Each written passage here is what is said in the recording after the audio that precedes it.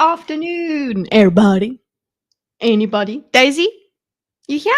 Oh, I've got Daisy's blanket here, so it's going to be. We're going to at least have somewhere for her to sit today, because yesterday she was very unhappy. Right. Why? I can hear myself. I hope you guys can hear me, but not twice. Let's not put that in the personal mix. Yeah. Right? Cool. There. Okay. Hi there, Cyberringu. Good to see you again. And I laughed at this. I hope you get more than 20 minutes today. Let's do it. I think it's quieting down. So we'll get through it, I think. But I'm still gonna go for it. I have been called out by a member. They have said, "Oh no, it's going to be at the DNF. There's another one that's going to go into the did not finish pile, and this one is very tempting to leave behind. But I have to finish it. I've said these things for many diagrams, but this has to be the one. I've said this as well, but yeah, they'll see it when they believe. They'll believe it when they see it. But yeah, let's go. I can get straight into it. You guys know the drill. It is a diagram of the debate, conversation analysis. Very in-depth one. I've got my transcripts ready. I'm good. Everybody else good? Oh, let's put on some music a little. I've got an intro song that somebody gave me. I've just hadn't put it together. Creaminch gave it to me yesterday. I really enjoyed the intro song, so that's going to be incoming for new streams. But let's, for now, just put our background noise on, which is it this one?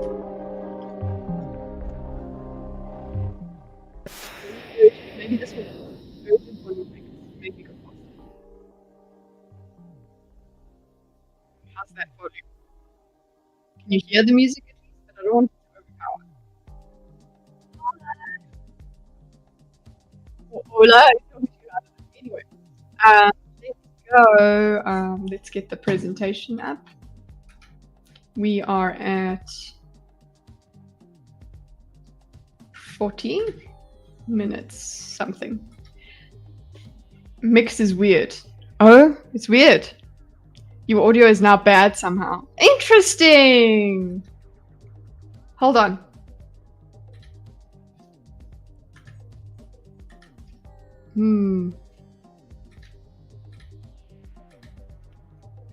Let's turn it off. Hold on. Okay, there it's better. Okay, it just messed itself up for a sec. Okay. Dildo, hi guys. Dildo. It's good now. Hi Sherry. Hi everybody. We can't hear the music nor even you then when they play the music. Okay, now it's back. Is it gone? Yes, no. Good to see you, Shippy. Are we good? Okay, everybody's saying hello to each other. But yeah, you did say you could hear me again, right? I hear the music. And me? Do you hear me? Hello? Hello? You're good. Thank you, Shippy. Okay. Let's go to... You're good now, Kitty. Thanks, Dildo. Okay, let's go here. And get into it. I hope now the audio plays on the video. that'll be helpful. Okay. If somebody Wait a minute, says you have to claim to be an expert on something to have an opinion on something? Guys, hear the video?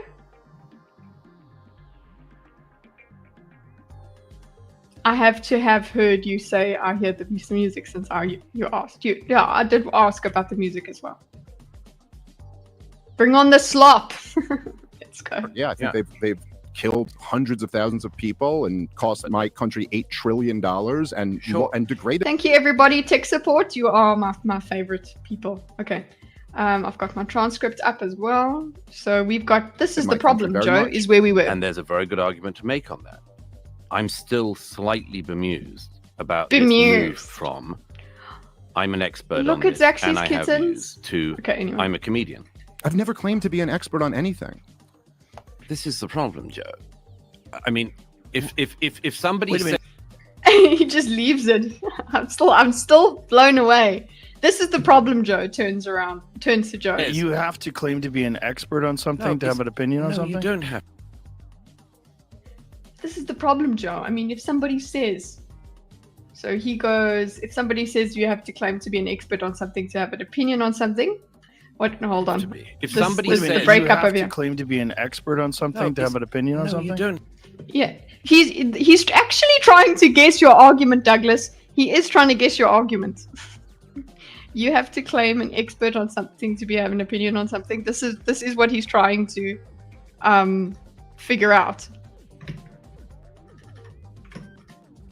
If you're not going to make it, that is one thing. If you're not going to make your argument very clearly, then somebody's just going to make it up for you.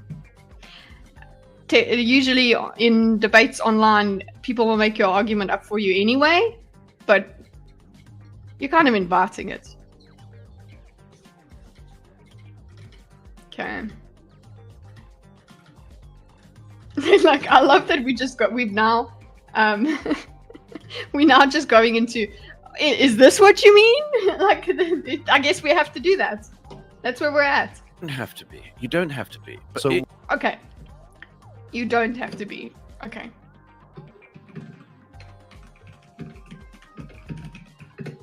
Okay. Cool. Oh, bitchy move. Also, I need to change the color of that. Of the bitchy move. Okay. You don't have to be. Okay, now what? what's this is the like, issue? I'm not a historian, but I'm pumping out history. But wait a minute, I'm what not about an expert. just- You like the background music. Great. As long as it's not too loud, you know, like that it takes over. And it has these like these noises like that can get annoying to some people, but I like them. But I'm talking all the time about But this you're not thing. even talking about specifically on what he. Out history. But wait a minute, I'm what not about an expert, just but I'm the- talking. This is the like, issue? I'm not a historian, but I'm pumping out history. But wait a minute, I'm what not about an expert, just but I'm. so what's this is the like, issue? I'm not a historian. to have an opinion on No, something? you don't have to be. You don't have to be. But So what's this is the like, issue? I'm not a historian, but I'm pumping. So what is the issue? You don't have to be. So what is the issue? This is now. This is the third time Joe's asked him what he fucking means.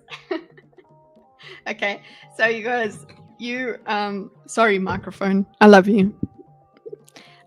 He goes, so what's the issue? What is the issue? Please tell us. Tell us. Explain it in. We know the idea that you're trying to get to, but you yourself just won't get to it. What's the issue? I don't know. It's not a repeated argument, but it's like let's note that oh, for fuck's sake. Second time Joe has just asked him argument. Okay, and he repeats himself. Okay, so it is. You don't have to be, but this is like, I'm not a historian, but I'm pumping out history. I'm not an expert, but I'm talking all the time about this.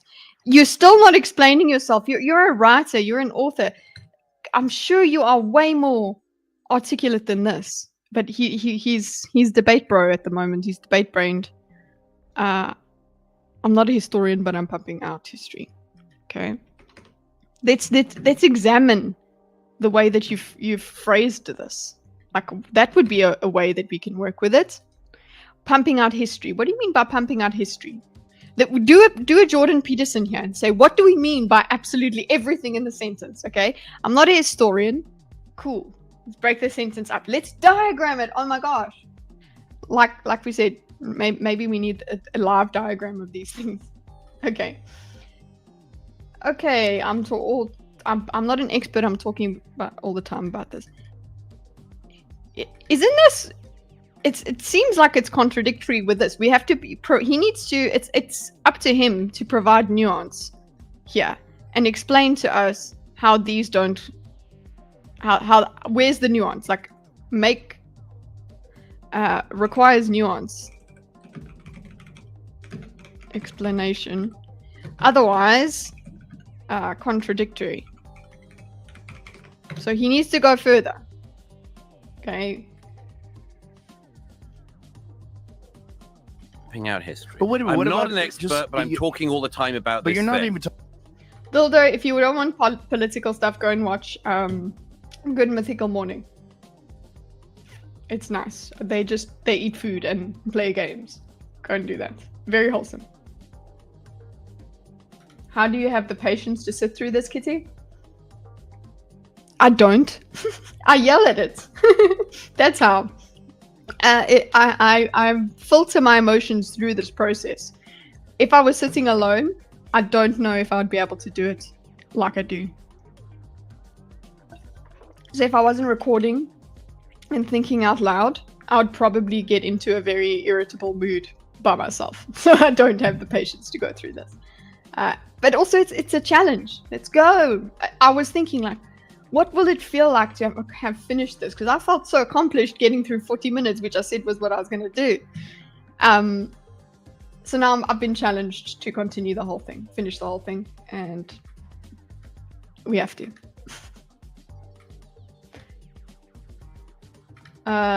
He also has to explain why he personally is different. He too is not an expert by pumping out history. His definition of expert is 100% missing. Yes, and absolutely needed. He won't ever give that though. Exactly. Because it was disqualify so many things. Absolutely. That's why he doesn't want to. Oh, have to put that in there. Cyber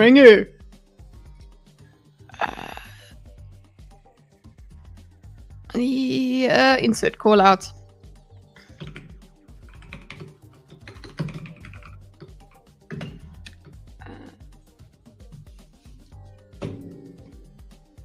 I wish I could copy paste from this bloody screen. Could I try and select it again? Let's see if something's different. No, then it selects the whole fucking chat. Let's see, copy. Let's see if it'll work. Yay! No, it's not. that's from the transcript. Okay. I'll just put in. It also has to explain why he personally is different, which it doesn't. I'll put here he too is not an expert, and that's so true. That goes back to the Constantine video where he was like, everybody makes reference to experts. So this argument of focusing on who's the expert and who gets to say things is not very productive. It's about who should we listen to, how do we listen to them, what do we do with what they tell us. His definition of experts is 100% missing, and I 100% agree with you, and absolutely needed. He won't ever give that though. Absolutely. Oh yeah. Oopsie, not case style.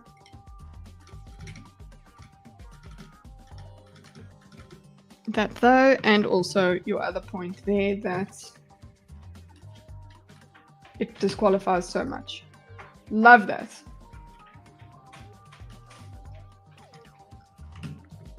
Would disqualify too much. He doesn't absolutely want to. He doesn't want to.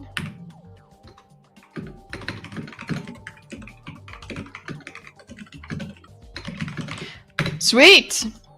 Okay, let's move this a little bit so it's visible. Okay. Thank you. Okay. Hey, Lucifer. Good morning. Talking about specifically on what he just said. No, I'm saying this is my point about What did you say? this. I'm not even talking about. But I'm pumping out history. But wait a minute. I'm What not about? an expert, Just- but I'm talking all the time about But this you're not thing. even talking about specifically on what he just said. You're not talking about specifically on what he just said. Okay, that's just Rogan trying to clarify, I suppose. Just him trying to clarify, and then we go on. We're still trying to figure out. Oh shit! Never mind. We actually did we move out of this? Wasn't I supposed to move out of it? No, I haven't moved out yet. Or have I?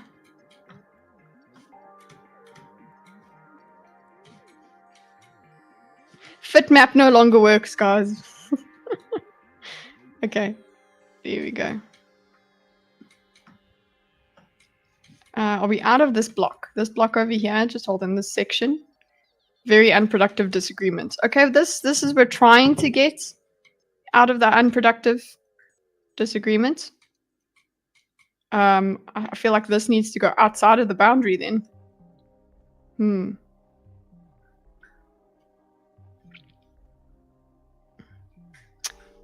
Yeah, maybe. Let's go and put you... Not 80%, 15. Over here. The boundaries, I wish they could just be a bit more fuzzy. Okay, but let's bring it here. Let's see, we're bringing it, maybe trying to do something a bit more productive. Okay. So we're over here. Hey, Cal! Did you do your alert? Did it work? No, you didn't. Hi, Cal. Meow, meow.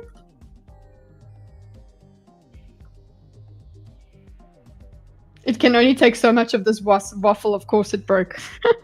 It will not. I'm actually been wondering if it's going to take the whole thing. I'm gonna have to, I don't know, start a new sheet. Like there. That's as far out as it'll go. Shoo-wee. Okay. I'm a great product tester for Xmind. They should pay me for this. Not even talking about specifically on what he just said. This I'll just put here. He's just trying to. Joe trying to.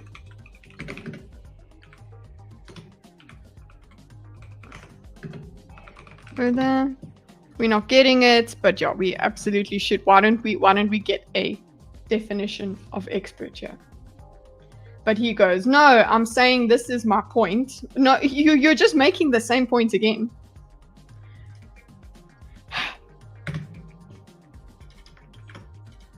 I'm saying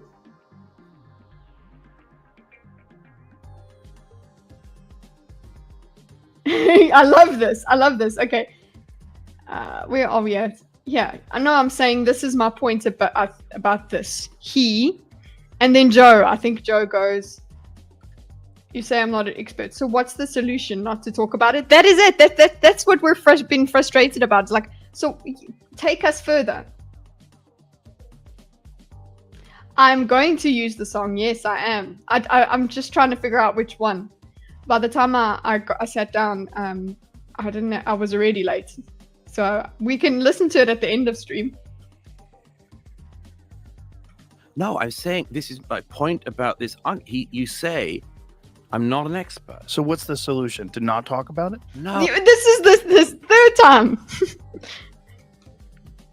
The point is you say I'm not an expert. So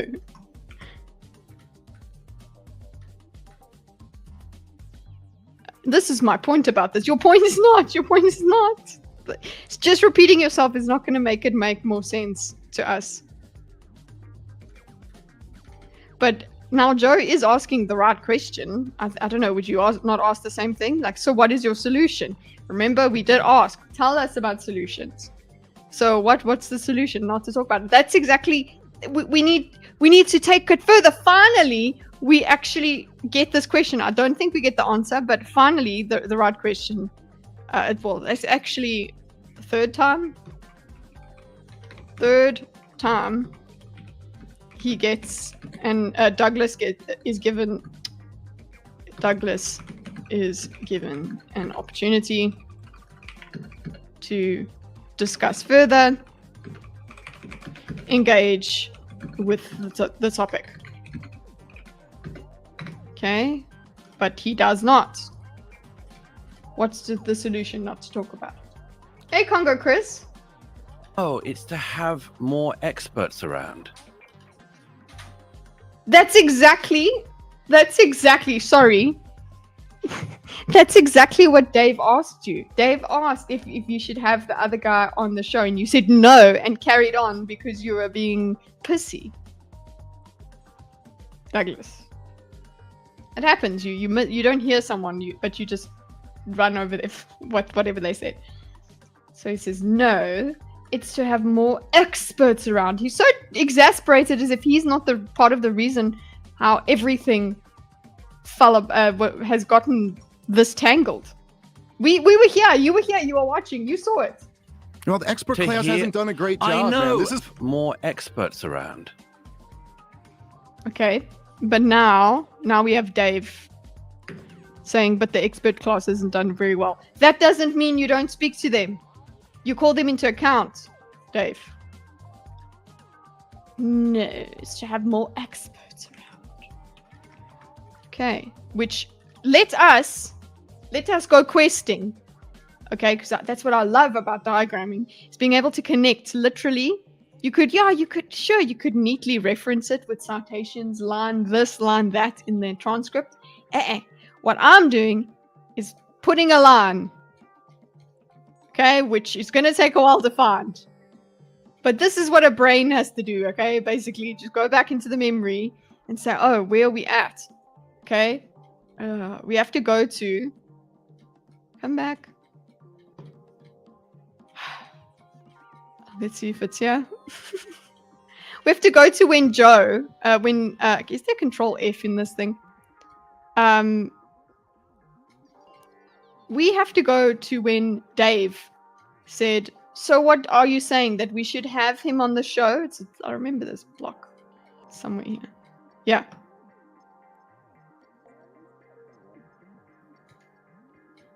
You're saying I shouldn't have Cooper on? So it's close to... He's saying shouldn't have Cooper on. This could have been an opportunity to say, no, have experts on. He could have said it here.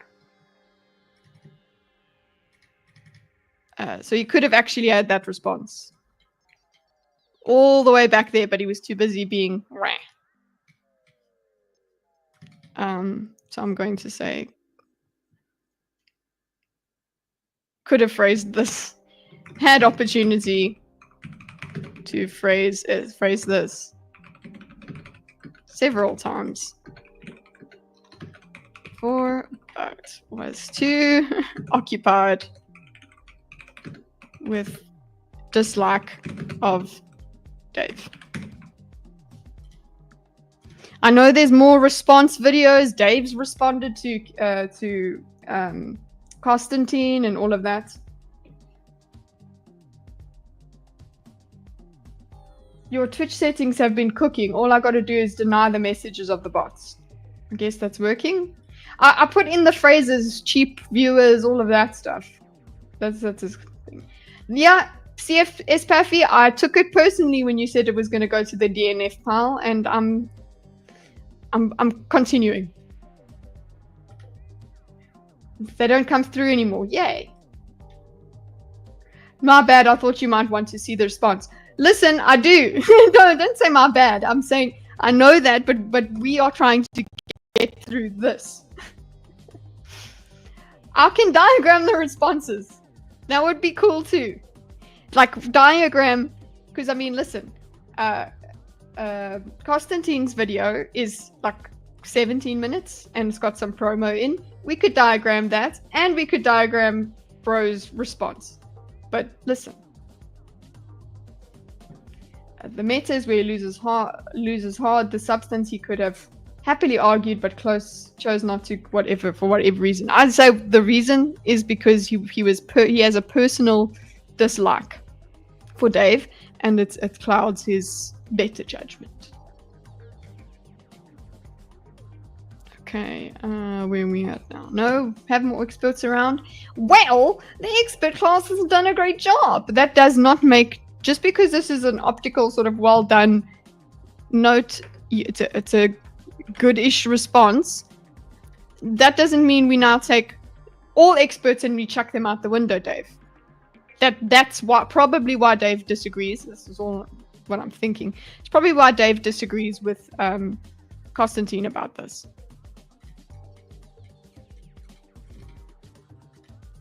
That's my expectation. Well, the expert class hasn't done a great job. I know. Man. This is follow the science. Yeah, but you know what? Okay. And he's conceded that as well, Dave. He has said that. Okay, so you don't have to get exasperated. You yourself, Dave, the person who's calmest will actually land up looking better.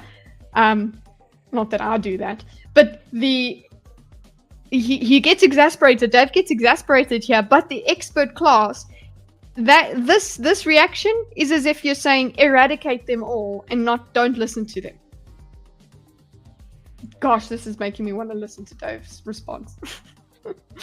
Curse you, ship. No, the algorithm also showed it to me. Has a great job. This is follow the science. And yes, I know. Agree with that. I just said to you, I agree with that. They really don't like each other. I agree with that. I just said to you, I agree with that. He did agree. I would say it's a irritated response.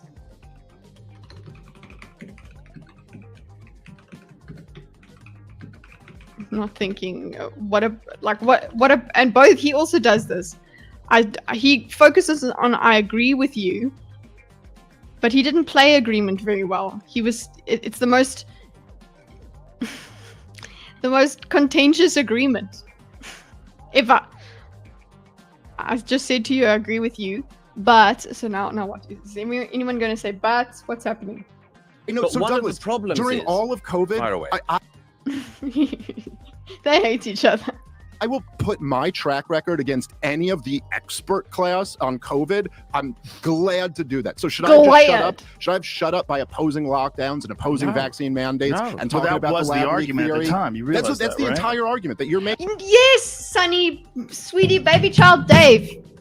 And I understand that Douglas is not making this argument very clearly to you, but it exists. And the argument is, you can't throw absolutely everything, single bit of consensus out. Love, you can't. Okay? You can't say, because COVID, I'm going to now change my opinion of the freaking war. You can. Yes, you can. I suppose you can. Let me not say you can't. You should not.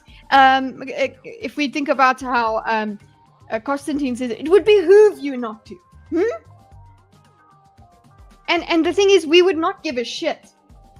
I suppose, and neither would Murray. He wouldn't give a crap. But the thing is, you have a platform. So, with a lot of power comes responsibility. And we're saying there's some responsibility, there's some standards. Let's put them up there. Dave, you got angry because Murray got angry, and we're not having a good time.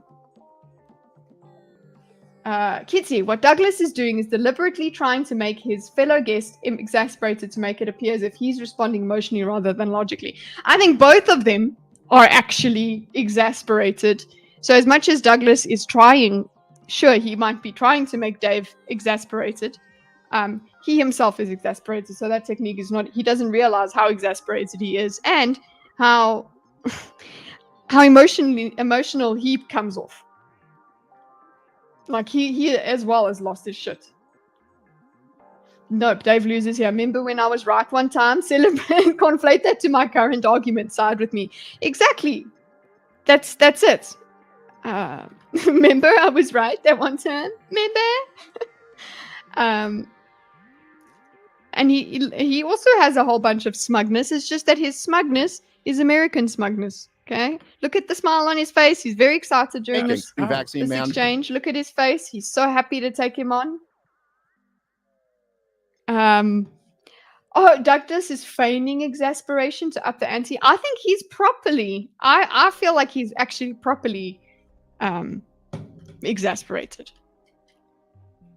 because he's not realizing that that's not one. As a comment from yesterday said, that's not how you speak to meatheads. You got to speak differently. You can't come here with your highfalutin language. Okay. I know during COVID, and he really does not like him. He goes like says this is the problem. Dave Permasmug. Permasmug, so it's hard to tell if he's smug or not. It's just he's a smug person. Yeah. It's just that. That's the way he looks, Kitty. He's not smug, it's just how he looks. Okay. During all COVID, I will put my track record against any of the expert class on COVID. I'm glad to do that. What a hero. So I should have just shut up. So he's now saying, this is again, because Douglas didn't give us a specific idea, a specific example of what we're supposed to do. What he does is put words in Douglas's mouth and say, should I have just shut up? Should I have been it's the same thing as asking this. It's the same thing as asking what is the solution not to talk about it. Same question, different phrasing.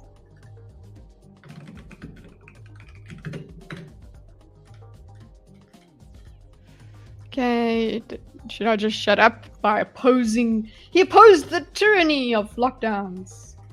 No, he didn't say tyranny, don't worry.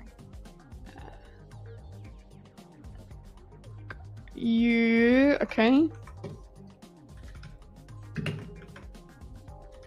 Does he say that's the argument you're making? And talking about should I have just shut up? Should I have shut up by opposing lockdowns and opposing vaccine mandates? And talking that about was the argument theory? at the time. You realize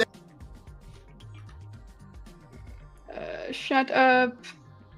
I guess we have Joe here saying that was the argument at the time.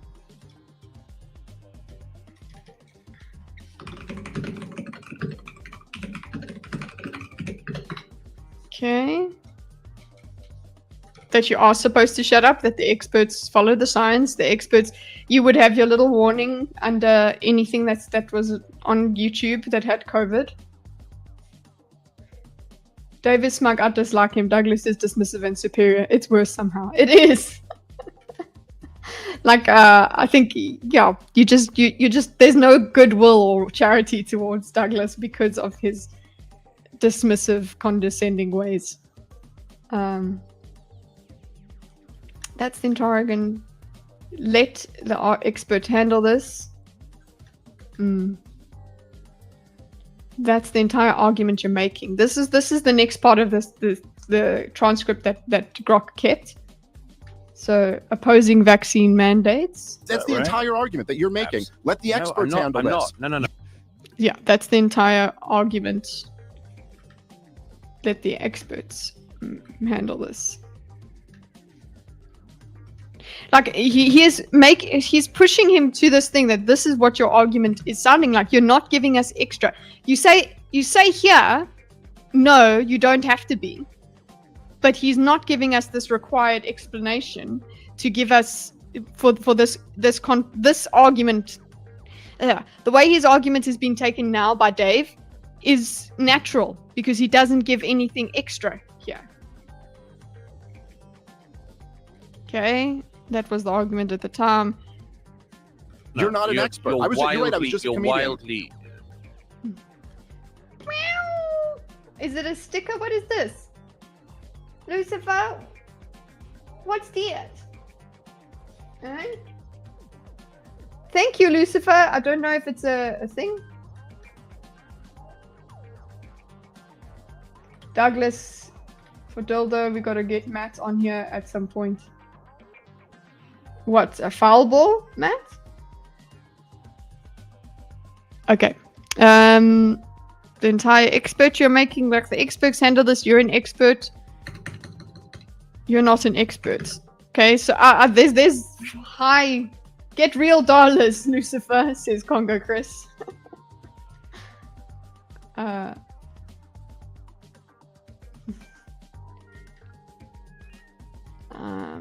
listening to what I'm saying. I'm sorry, no, he's not. This now Douglas is saying you're not listening to what I'm saying. No, not listening to what I'm saying. You're not saying it. You're not saying it, sir. You're not saying it. You're just saying this, and that's all they're going to do. Again, this is not how you speak to meatheads. You have to explain it. Explain it to us. Oh, okay. You're wildly not listening to what I'm saying. Okay, so tell us. And now he gets to calm down. Now he's calmed.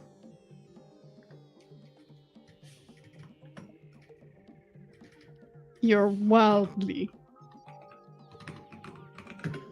You see, as soon as he blows up, as soon as he's exasperated, then you can see that Murray calms down a little. Exasperated. From Dave. Seems to calm Douglas down in response. But Douglas has also lost his shit on this when he lifts his hand and he does this and that. And the looking away from Dave and speaking directly to Joe as if Dave is not there. That's kind of a passive hostility. You're not listening to what I'm saying, okay? I would argue you're not saying it.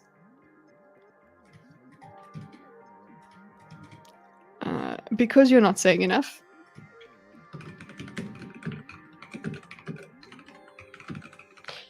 Do we ever get to a point in this argument where somebody says you can't just ignore absolutely everything and demolish science?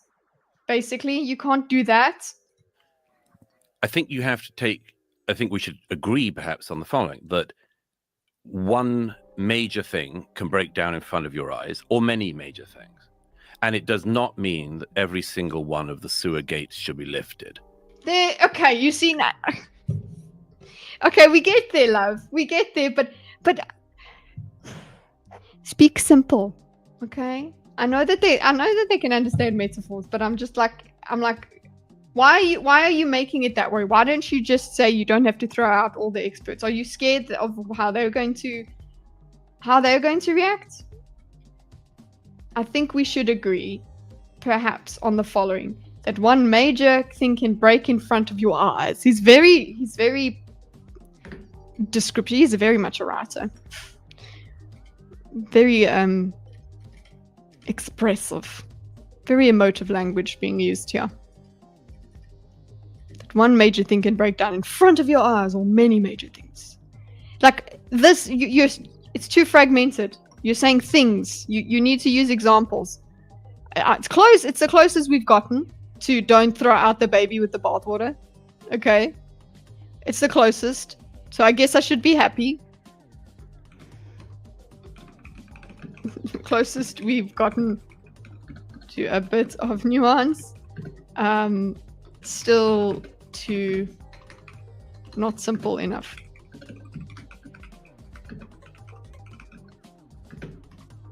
To be helpful.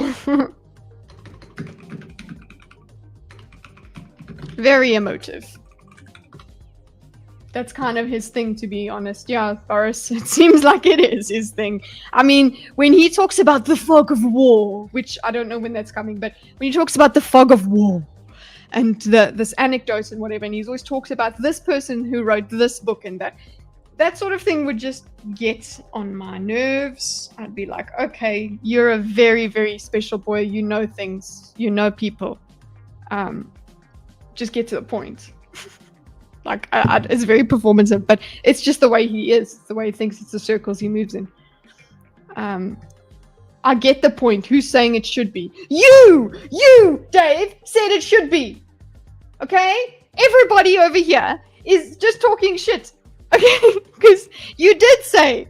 Okay, you didn't exactly say it. The thing that he says here, well, the expert class hasn't done a great job. This, yeah, is not nuanced either. Actually, I need to put that here. Who's saying that? You! Irritated response also needs more nuance.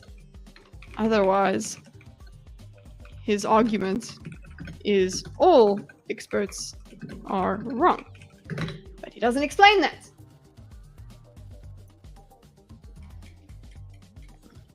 Okay. Okay. What? Yeah, I get that point. Right. Who's saying it should be? Okay, Joe, you're the one that said it. Who's saying it should be? Dave said it should be.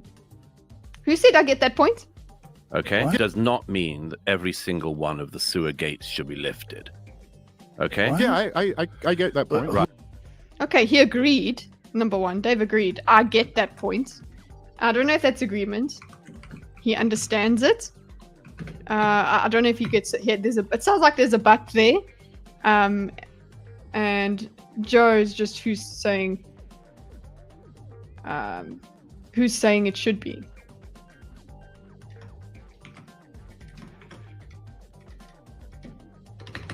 And I would argue Dave is. Dave seems to be.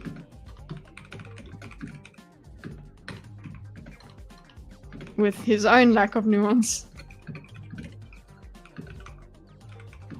Engagement with the concept of expertise and knowledge.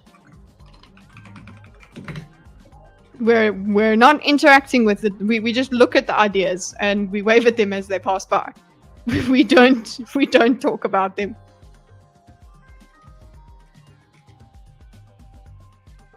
There. Nope. This boy.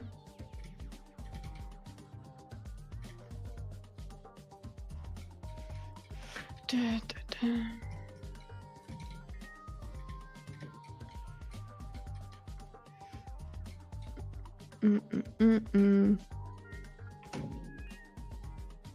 Who think that should be? Next page. Who's saying it should be? I'm saying this is the chatter. This doesn't help. Your closed eyes and shit doesn't help. I'm saying this is the chatter. Okay. On what is part of our side at the moment is that a lot of the sewer gates are being lifted, sometimes by people who know that they're doing it, sometimes by people who don't, sometimes by people who... I think this metaphor of sewer gates is not helping. The way I understood it in his metaphor is lifting the sewer gates, letting shit be the truth is how he's understood it. But I think that metaphor is not where we should be at. We should be talking about throwing all experts out, throwing all institutions out. That's a step too far. This metaphor goes too far and goes too much into the shit. It's too insulting. It's too flowery, actually, too smelly to make this conversation go any better. Say know that they're doing it. A lot of the sewer gates on what single one of the sewer gates should be lifted. Okay. What? Yeah, I get that point. Right. Who's saying it should be? I'm saying this is the chatter on what is part of our side at the moment is that a lot of the sewer gates are being lifted, sometimes by people who know that they're doing it, sometimes by people who don't, sometimes by people who say, I don't know, I'm just throwing it out there. But at the very least, there's some damn hygiene that should be required, isn't there? Oh, mamma mia. He's so flowery. There's some hygiene that's required. And then just brings me back to yesterday's video that we went over. Yeah. He speaks about standards. But of course, because we're in this metaphor of the filth and the sewer and the blah, blah, blah, blah, blah, we're on about hygiene. It's very pretty. I'm sure somebody else would appreciate it, but not Joe and not Dave. Okay. And they're not adding to your performance. They're not going to. Let's see how they play with your metaphor, because it helps when somebody picks up your metaphor and starts using it the way you do, because they've understood it properly. I don't know if that happens. Yeah.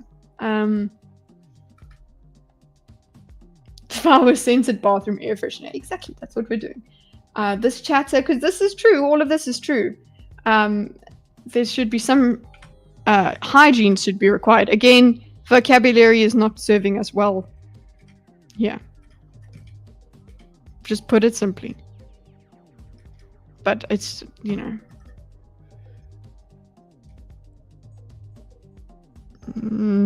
like this is the main point at the very least.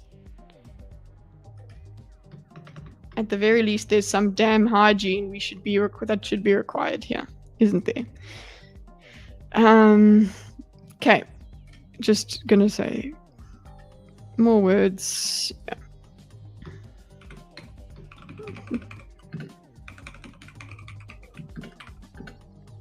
He has made his point. He's closer to making a point.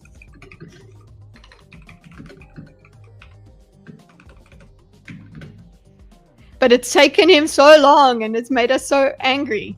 But everybody's gotten riled up just for us to get to this point. Yeah, I'm not sure exactly what you're asking, but sure. Just that. I'm not sure exactly what you're asking. Yeah, exactly. That you see? You see? I'm not sure exactly what you're asking, because yes, he is using the flowery language. I'm not sure what you're asking, but sure. You don't want somebody to say sure, but sure. I'll just say evidence. Yeah, evidence of his manner of speaking, of Douglas's not landing. Read the room, Douglas. Speak the language. You got to be a bit more flexible.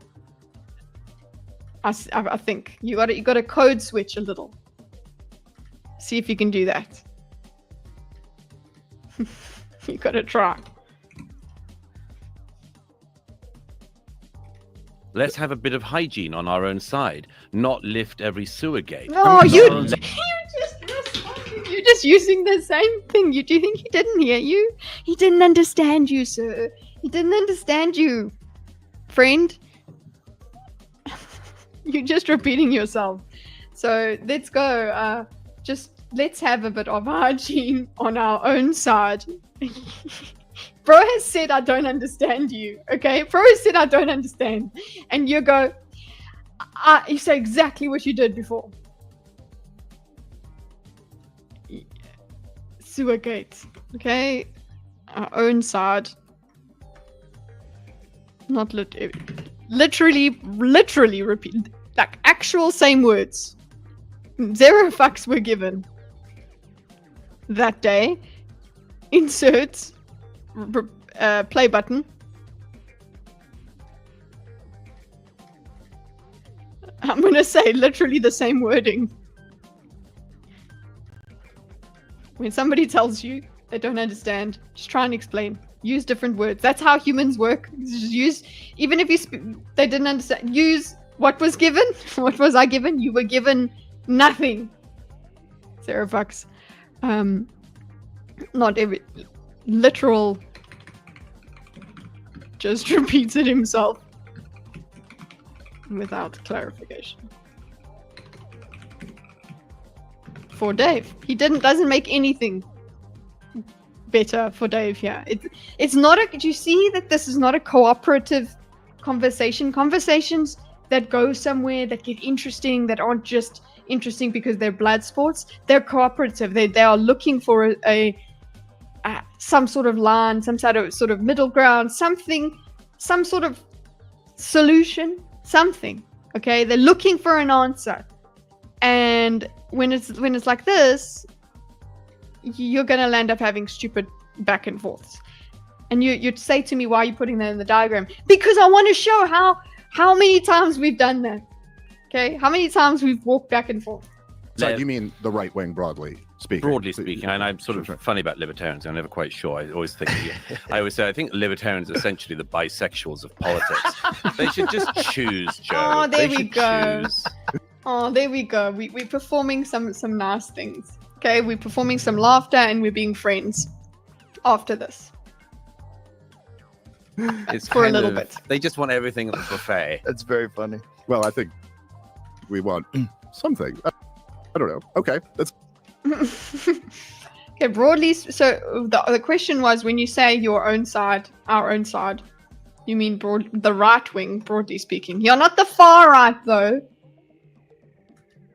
You got maybe bring in the far right when he asks this question. Say, yes, I'm talking about our side, so that we distinguish ourselves from the far right, just like the wokies. The actual normal libertarians need to. Libertarians. The normal liberals need to distinguish themselves from the crazy wokies. That's what we need to do. Distinguish ourselves from the KKK. Let's try that. No? No.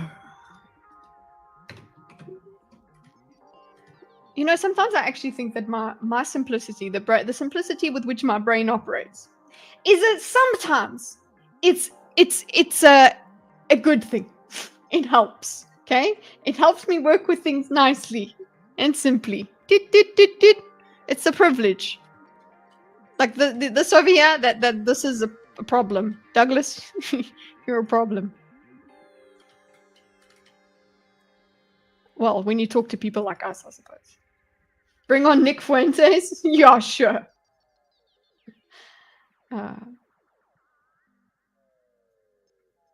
That's a weird way to put it, but I okay, broadly speaking, so he agrees.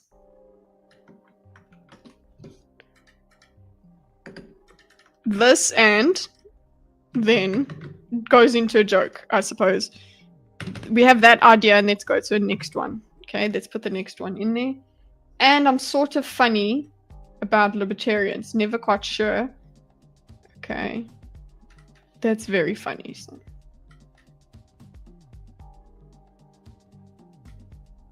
They should just choose, Joe.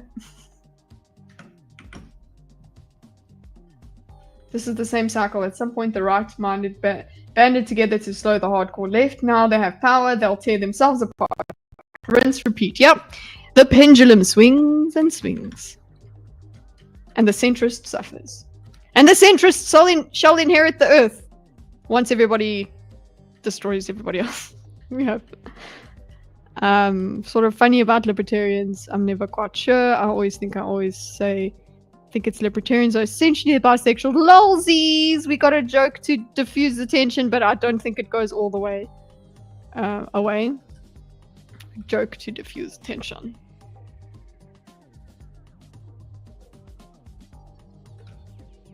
Joke to tension. Everyone laughed.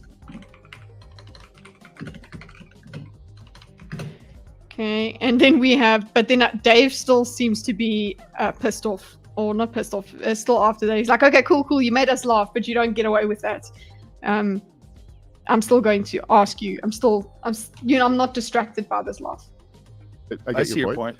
All right. Well, I mean, I don't know. Look, I mean, essentially, I just don't. Maybe there's something I'm missing here. But if your argument is that, like, you're saying I claim to be an expert, but then I have like a parachute to get out of it by being like, hey, I'm just a comedian who's just saying this. Yeah. But I don't think I've ever like really claimed to be an expert. I have opinions going around on things. I know, but if you're not.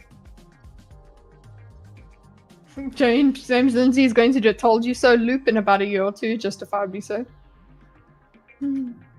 They should choose it. It's kind of, they just want everything buffet. It's quite funny.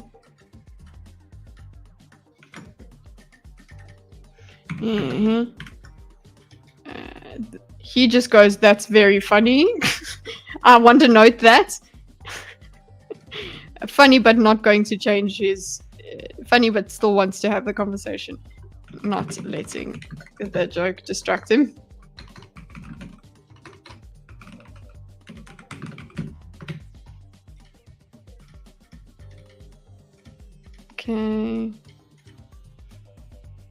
very strange when people say that's funny.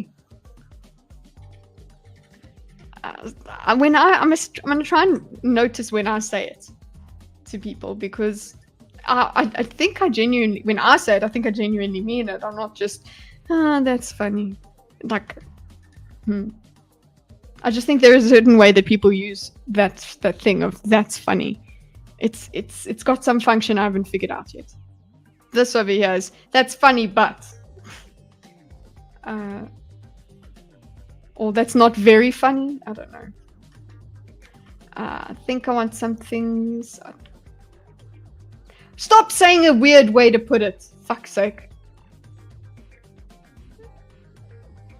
I mean, essentially, I just don't. Maybe there's something I'm missing here. But if your argument is that, if you're saying I claim to be an expert, but then I have like a parachute to get out by being a comedian.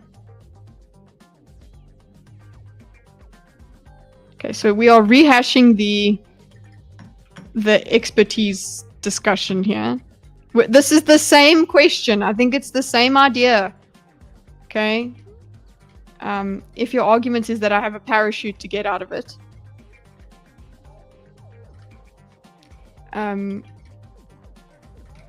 this is basically the same thing as, well, what's the solution? Okay, it's the same as what's the solution.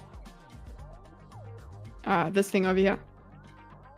Not to talk about it. It's the same sort of question, basically.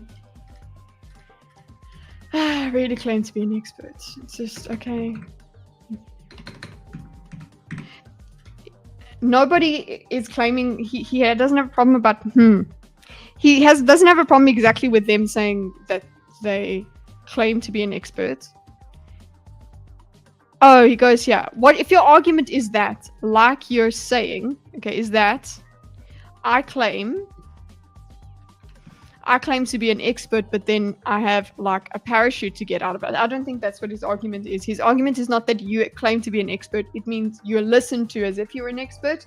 You are respected and have a following as if you're an expert. That's the thing that he has a problem with, not that you are saying it. But he does still see the scapegoat of I'm just a comedian at the parachute there. But then I have, so I'll just, yeah, okay. I've never really claimed to be an expert. It's not necessary for him to have claimed that he's an expert. In these topics. Yeah, I know, but isn't it weird to go? Oh. We used weird again, boys. Around, for instance, I mean, let's get to the last year and a half. It's a bit weird to be simultaneously saying I'm not an expert on a conflict and talking about it everywhere. You're still not saying the fucking thing. You're still not saying the thing. You're not saying you're not speaking to experts. Why don't you say, oh yeah, well, you know what? Don't sit with your weird descriptor. It's not helping us, boy. I don't think so. Not really. Okay. Yeah, I don't think so. You know what? When weird means nothing, we can say I don't think so. But isn't it weird to go around, for instance, so let me get the last year and a half. It's a bit weird to be simultaneously saying I'm not an expert on conflict and talking about it everywhere. Again, we're going to come back all the way again to if I'm an expert, can I speak about it? Who can speak about it? What can you speak about? Are you trying... This over here, this is, again, easily interpreted as censorship, as being for censorship.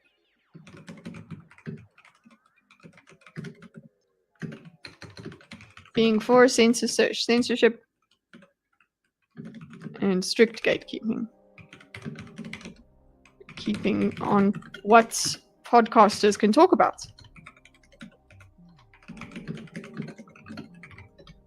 We don't engage. We still don't engage with possible standards as an idea.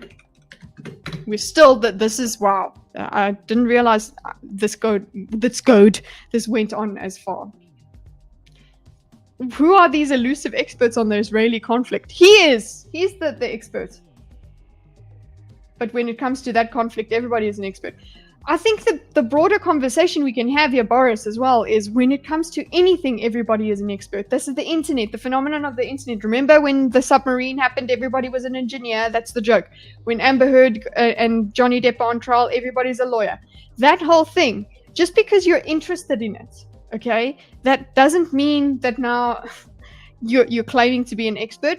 What we can talk about here in this conversation, instead of using the word weird all over the fucking place, is we can say, what are the standards? How can we encourage people to have qualified people onto their podcasts? And how do we investigate a person's credentials? Things like that.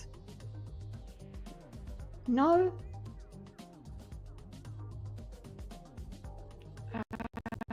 Okay, this over here, according to Dave, you should talk about everything and ignore anyone who is well informed by actual experience if you were going right about COVID. Yes, that's exactly what his earlier argument was actually doing, but Douglas didn't pick up on that either. But I guess it would just be more of a nitpicky thing. It's weird how funny it is. Oh God, Cyber. Okay. But it's weird to go around, okay. Just another, stop using weird.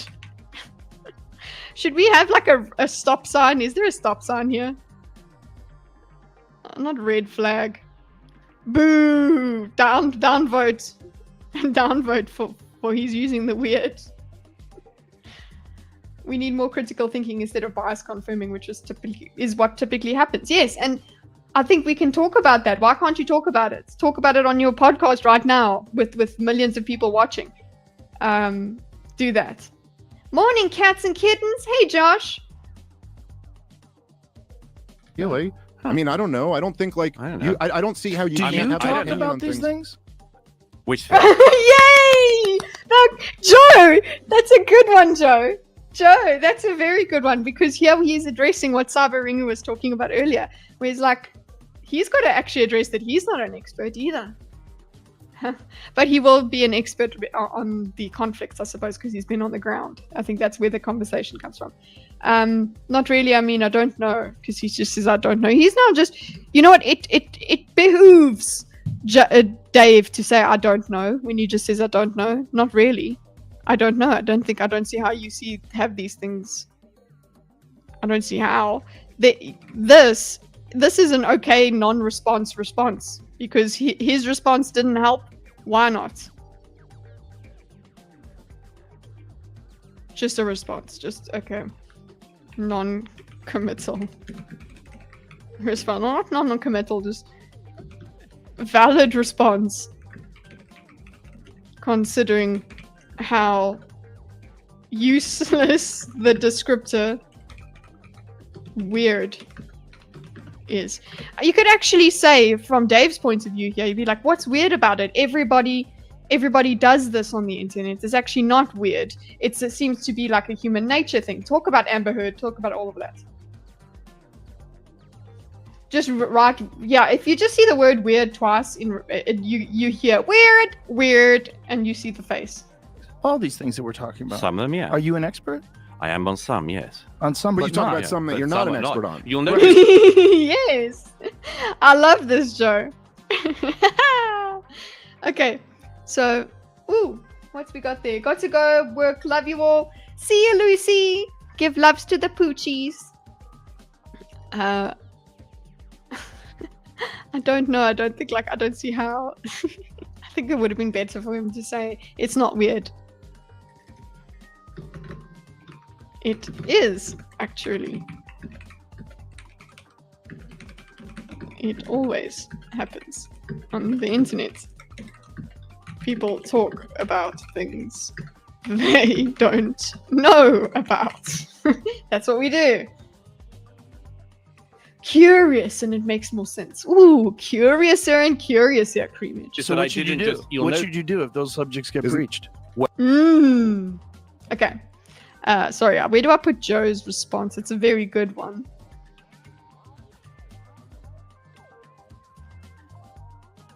Right, all these things that we're talking about. Are you an expert? It's like a separate one. I like this challenge. Do we put it here? Do we put it all the way back here? Like over here? All these things that we're talking about. Are you an expert? Seems like a new branch of discussion. Not new branch completely, but like it's left this string behind about the weird and the what's. Okay, so let's go here. Hey, no. Oh, you shit face. There we go. Bonus points for curious in a British accent. Yes, it's more curious then. Okay. I love this question from Joe. Let's actually connect it to Sabaringu's thing that he said earlier. Yeah. There we go. Makes sense. Joe making use of this fact. Okay, he hasn't. Are you an expert? I am on some. Yes, on some. Okay.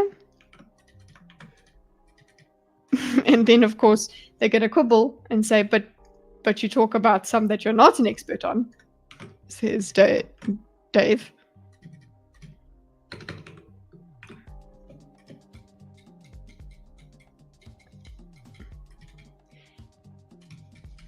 And good questions. That's what you're supposed to have. Okay. This diagram will become a meme. What, for the left? This is a leftoid meme. There's memes from the diagram I've enjoyed. Like weird. Weird is a meme that I will take with me to the grave. Beyond Rachel Zegler. It's just weird, isn't it? And one of the other ones is, oh, you can play existential, like one of those closed eyes bits from Douglas. That's one of my favorites. Well, I think that you educate yourself as much as you Shouldn't can. you say I'm not an expert and then You educate as much as you can. Oh my god, it's almost as if all of us have some sort of heuristic thing that we try and figure out to the best of our knowledge, and then we continue and go throughout the world. Epistemological games, that's what it was. Epistemological games. Bamboozled. Kid says Obama psyop confirmed. I'm not getting paid enough to be an Obama psyop. You'll notice what I should do. What I should do if those subjects get breached. Yes, so he goes, an expert on what should you do if those subjects get breached. I don't know if he means broached, but breached. Okay, breached the borders of your knowledge. Same thing, can work. What should you do? What should you do? I should do what you should do. If those subjects get breached, well, I think that you educate yourself as much as you can. Okay. That's cool. Educate you. That is all that we can do. This is true. This is true. We can only do this. This is how everybody lives our life. This is the point that Constantine was making. The point, I don't even know how to spell his name. Making. This is how our lives, we can't be experts on everything. But we defer to experts. We do that. That is a thing. We defer to them because they are not generalists in their fields. give your opinion if you're in the middle of a... You educate yourself as much as you Shouldn't can. you say I'm not an expert and then give your opinion if you're in the middle of a conversation? I think it's, as I said. Yeah. Shouldn't you? And also, what does it mean to be an expert? Shouldn't you say I'm not an expert and then? you're qualifying yourself. You're qualifying yourself as not qualified. It's kind of like saying I could be wrong. It's actually what you're saying. Like, I'm willing to learn more about this. It's just another word, another phrasing. When you say I'm not an expert, you're saying I can be wrong about this. I'm not sure, but this is as sure as I can be. Educate me further. Yes, of course, we can then argue about people that don't then let the education sit in their minds and their mind does not change. But technically, this is the best we can do. And I can't believe it's Joe that has to be the one that tells us this. Joe has to explain how a person lives their life. Okay. Well, educate as much as you can. Shouldn't you say, I'm not interested, then give your opinion in the middle of a conversation? Yes. Or you're supposed to say, no comment.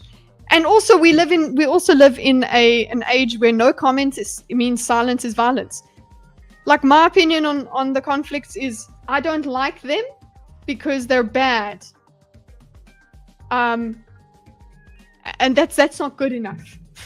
That's not good enough. Apparently, I have to take a side in order to be considered, I don't know, worthy of life.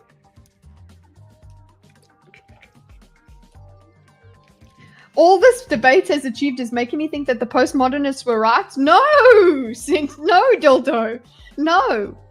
It should make you believe that they're wrong.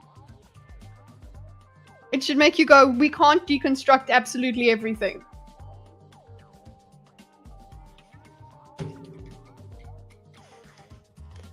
It means postmodernism, we need the gas and the brakes. We need those things. We can't throw everything out. Don't leave us, Dildo.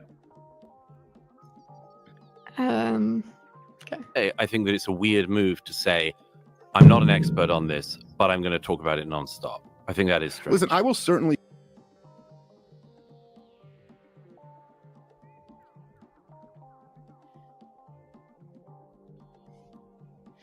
I hate this. Everyone is suddenly an expert when nobody's actually says that they're an expert. They're just interested in it. Okay, they're interested in it.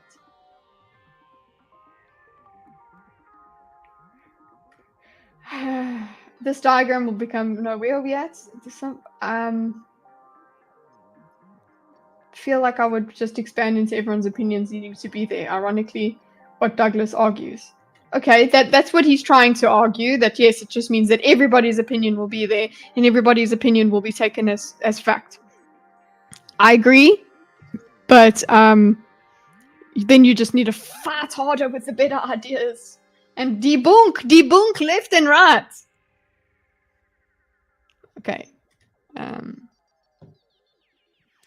Okay, it's a weird move, like I'm so annoyed. Look, this is not helpful. This irritates me a bit deeply in my soul, I would say, quite deeply in my soul.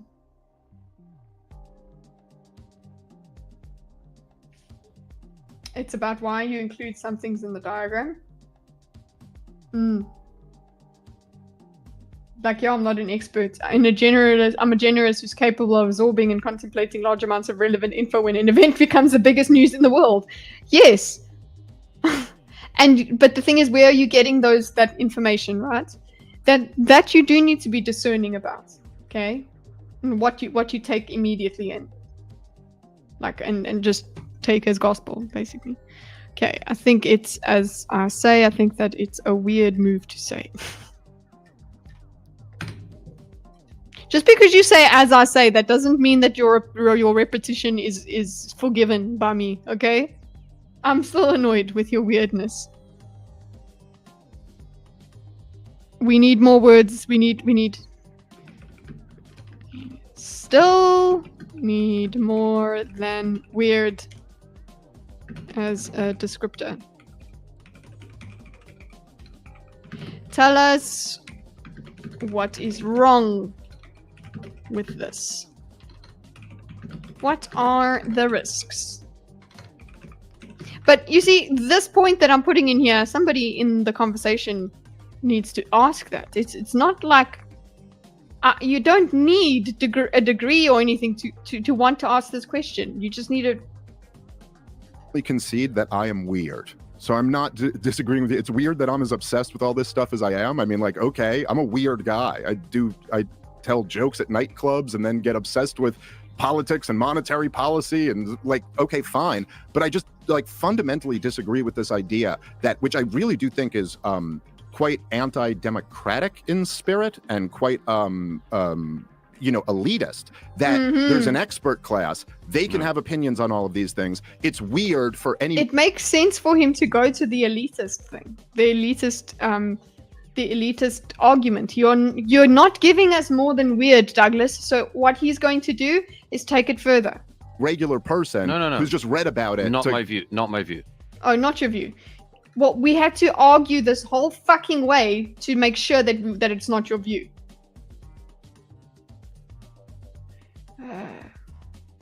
Why entertain idiots, Rogan, from Douglas? Well, that's better. Why could he not say that? Why could he not say that? I will certainly concede that I'm weird, so I'm not disagreeing with you. Yeah, you know what? I think this is a good he neutralizes this weird word. I think it's cool. Fundamentally disagree with okay, so the second thing I'll do is I'll put this in here. Okay, this is his extra idea. This one neutralizes the weird term.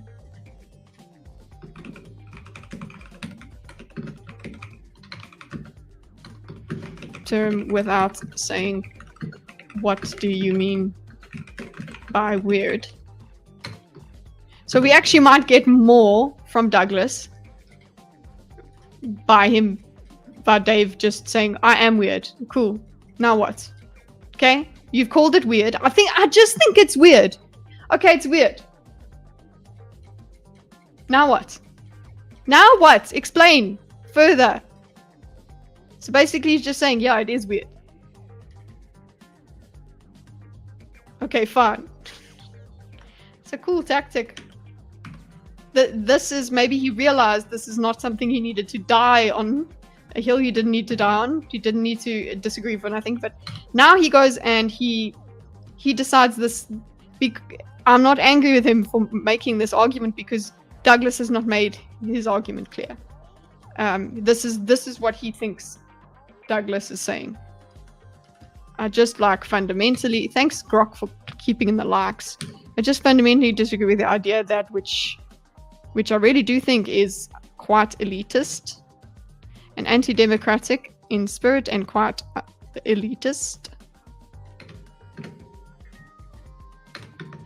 That there's an expert class, they have opinions, can have opinions on all of these things. It's weird for any regular person who's just read about it. Not my, okay. It's weird. You did just say it's weird. So you did use the word it's weird. Don't use the weird. Are we defined what weird means in this context?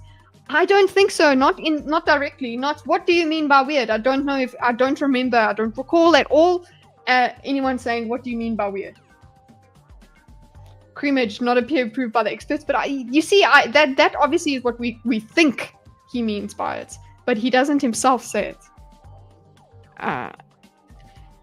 So basically what he's saying here by repeating this at the bottom here, when he goes, have opinions on all these things, this is the main argument that the expert class, because it is a repeat accusation because it's been gone over several times. But it's weird for a regular person who just read about it. That is a repeat of this. You're just calling it weird. So you are still invoking the word weird. Basically what he's saying is when you say weird, okay, this is what I think you mean. Okay? If he was being nicer, maybe he would say that. When you say, hey, Mad, when you say weird, this is what I think you mean.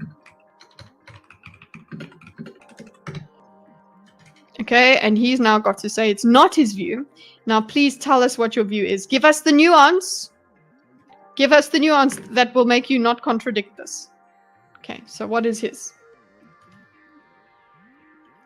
Seems like what's what you're saying. I conceded already. I said a long time ago that I believe much of the expert class let itself and us all down very badly. And I think that happened in foreign policy in areas, not every area, but it happened in some areas. I think it happened with COVID in many areas. But that does not mean that it's just a free-for-all. No. Yeah, we spent all of those words. You spent all of those words doing this, and we did, and we lost. That is what he's trying to say. Don't throw out all the experts. That's what he's trying to say. But he's also, the way he says, I conceded, I've explained this to you. No, you haven't. You haven't done it. You have not made it easy for them to understand you. And you need to do that. You kind of owe them that. You have focused a lot on, I agreed with you that the experts failed. I agreed with you that the experts failed, but you didn't do the extra step. You didn't do the extra thinking for them. Do it. Gosh. I conceded this I conceded already. I said a long time ago that I believe much of the expert class. This doesn't actually cancel out this opinion. There's an expert class, they can have opinions on all these things. He says he conceded. You conceded that the expert class has been wrong. That's the only thing that you conceded. You didn't concede that you understand there's no trust in the expert class, and the expert class, you didn't explain that the expert class must still exist, which is what you're talking about. So no, this claim to concession is just bullshit. Hadn't explained.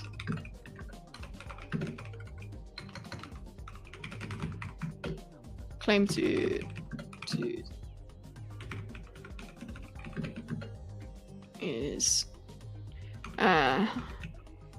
dishonest.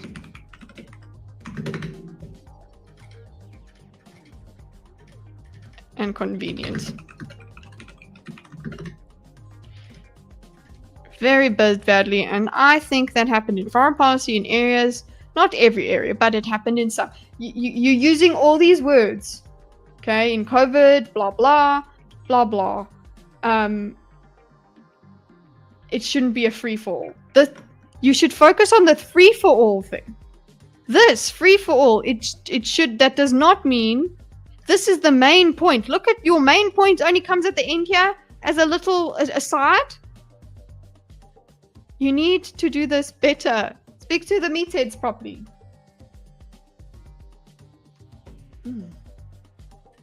I conceded already. I said a long time ago that I believe much of the expert class let itself and us down very badly. Foreign policy spends too much time.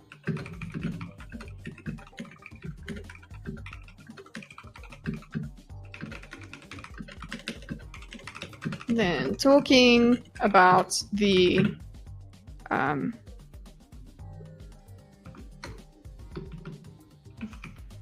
free for all part. Okay. There are some things we can still verify to be true and can still agree on as baseline levels of agreement in a free society. And yes, everyone is free to air their views, but it does not mean that everyone who sounds off on an issue, whether it's World War II, the war in the Middle East, the war in Ukraine, has an equally valid point of view. No. I certainly wouldn't argue. Yeah, there we go. We took that. You did not say this. He's saying, as I said before, but it's like, no, you didn't say this. You said it, or you didn't explain it very well. You because of how heated everybody got, you did not focus on getting this message through. You expected the other people to do the thinking for you, and you can't do that. There are still things we can verify and still agree on, personal levels agree, free society, and that everyone is free to their views. this is the main point, actually, even further, is that yes, everyone's opinion is allowed to be expressed, but not all of them are valid, as in they are not correct. They can be verified or opined on or discounted. Has an equally valid point of view. Yes, has an equally valid. This is true. Equally valid point of view. And that's true. People will have different levels of validity in their assessment of something. Experts exist.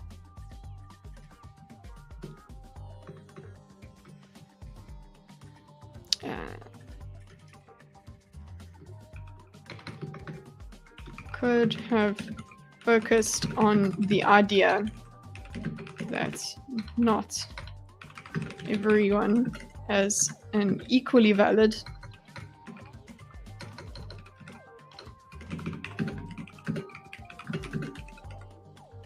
earlier. I know you could have done this earlier. I suppose it's easier said than done, and the conversation did get out of hand. Okay. Argue. I mean, that to me is just batting down a straw man. I mean, I certainly wouldn't argue that everyone has an equally valid point of view, and I certainly wouldn't argue that there shouldn't be some standards of like who you would want to find interesting and talk to and who you wouldn't. But also, it's like, so let's have the conversation that like I don't know, like if there's if there is if there are experts out there who can smack all of this stuff down or just destroy every point that I make over the years or whatever, like, okay, so then do it. And then let's see. Yeah, I know, but well, that's a bit... that would be good enough to me. I hope Douglas is in agreement here, because that's the only thing we could do. You should only outsource your thinking to Grok. Yes. To me, is batting down a straw man. Okay. So basically he's basically saying, this is not what I'm saying. That's not what I mean.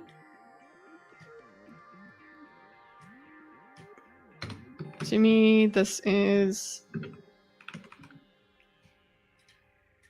certainly wouldn't argue that everyone has an equally valid point of view. Do it then and let's see. Yeah. I think that this is it. This is the conversation we're supposed to have. The point that we were supposed to get to in the beginning of the conversation. The conversation point we were supposed to get to earlier.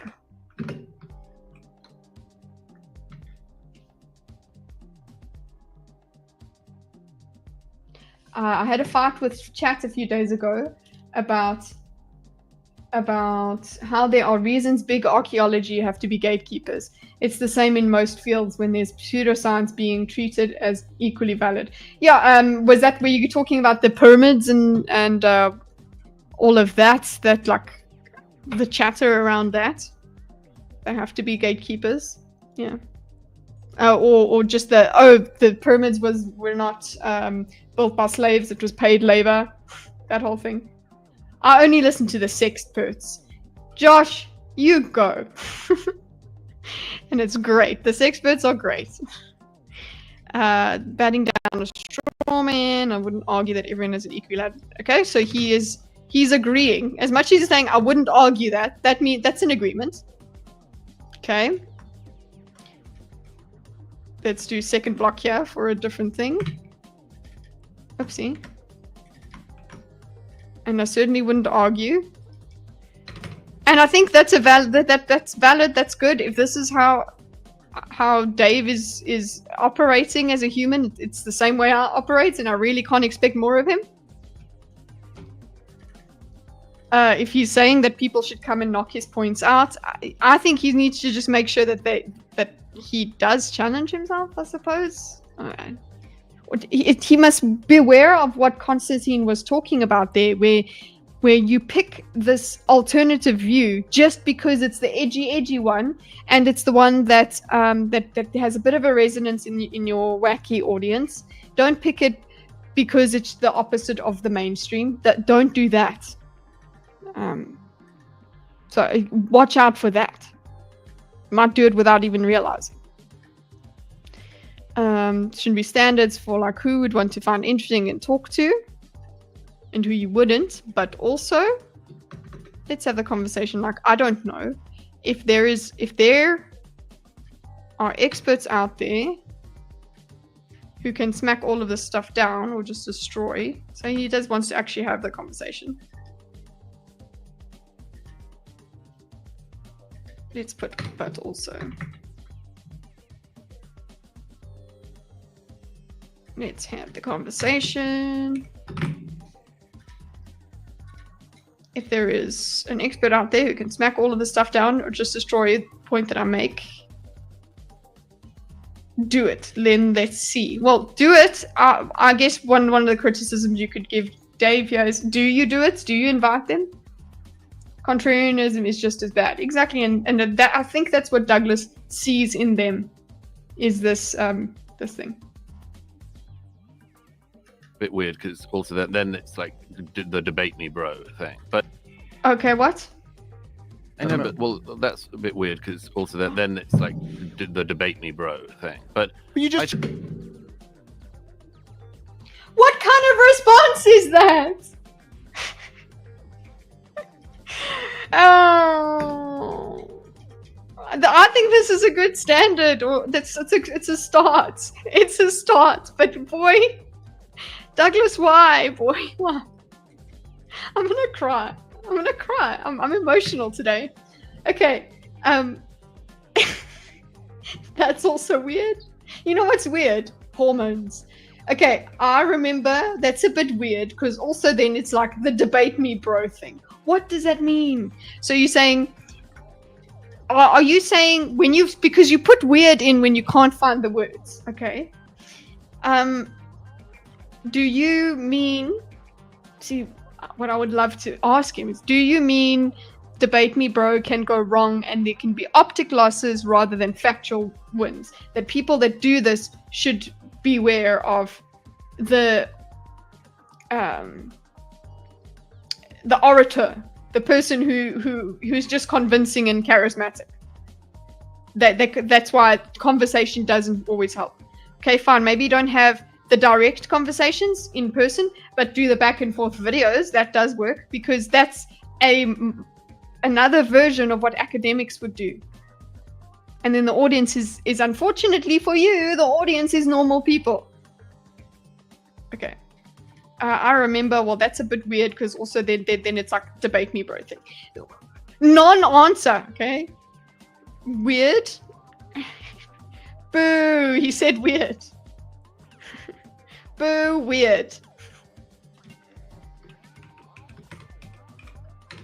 Again, rather explaining there are probably downsides to this approach that he is worried about that cause him not to agree. Hello? Oh, mamma mia. You just criticized Daryl for not debating. No, it's fine. So It's fine. You just criticized him for not debating. Yeah, I know. Optic win. You see the debate. It is happening. Okay. Can we just ban the word weird from discourse? Treat it like the N-word kind of thing? Yes. It is kind of unfortunate that W is just so hard to. It's so cumbersome to say. We like the W word. Okay. So could we just say the weird, the word, the word? I think that would work. The word. You know, like when you're learning your letters as a kid and you don't say W, you say what? You learn your sounds, your phonics. What? The word. Oh man, I want to make a song. Creamage, make a song about the word. well, what's the word? Weird. Okay, sorry. Okay. Weird, because then it's like debate me bro thing. Cool. That's funny. We've got a. But you just criticized Daryl for not debating. Did he point? Did he point? Hold on. But, he did point. Well, that's a bit weird because also then it's like the debate me bro thing. But you just I think criticized Daryl. Open hands. You shit. You're two stay stronzo. Okay, so you just criticized Daryl. BTW for not debating. So basically you're saying you should agree with debating. You just criticized Daryl for you yourself thought of the strength of debating, right? And look how I want to see. I think he keeps his eyes away from Dave. Just wait. Then it's like the debate me bro thing. But you just criticize Daryl for not debating. No, it's fine. It's fine. Yeah.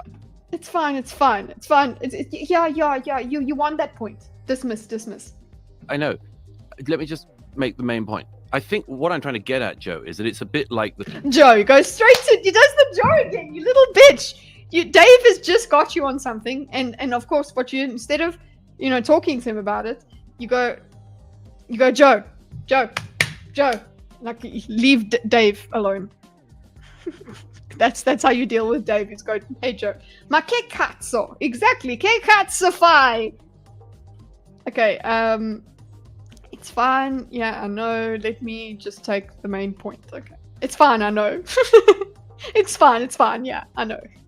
Dismissive as fuck. I'll put this here. It's fine, I know. So fucking dismissive. This does not win you votes, which is I know he's not a politician, but he, in the public eye. Dismissive of Dave. Highly dismissive of Dave.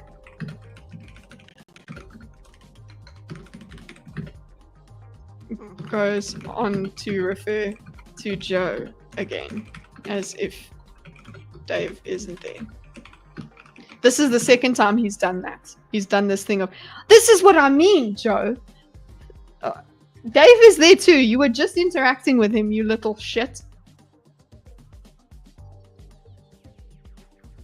When you get a moment, I drop the weird cutting memes. Okay. Just remind me, guys. Let's put that there. It's also starred. Okay. It's fine. I know. Fuck you, Joey.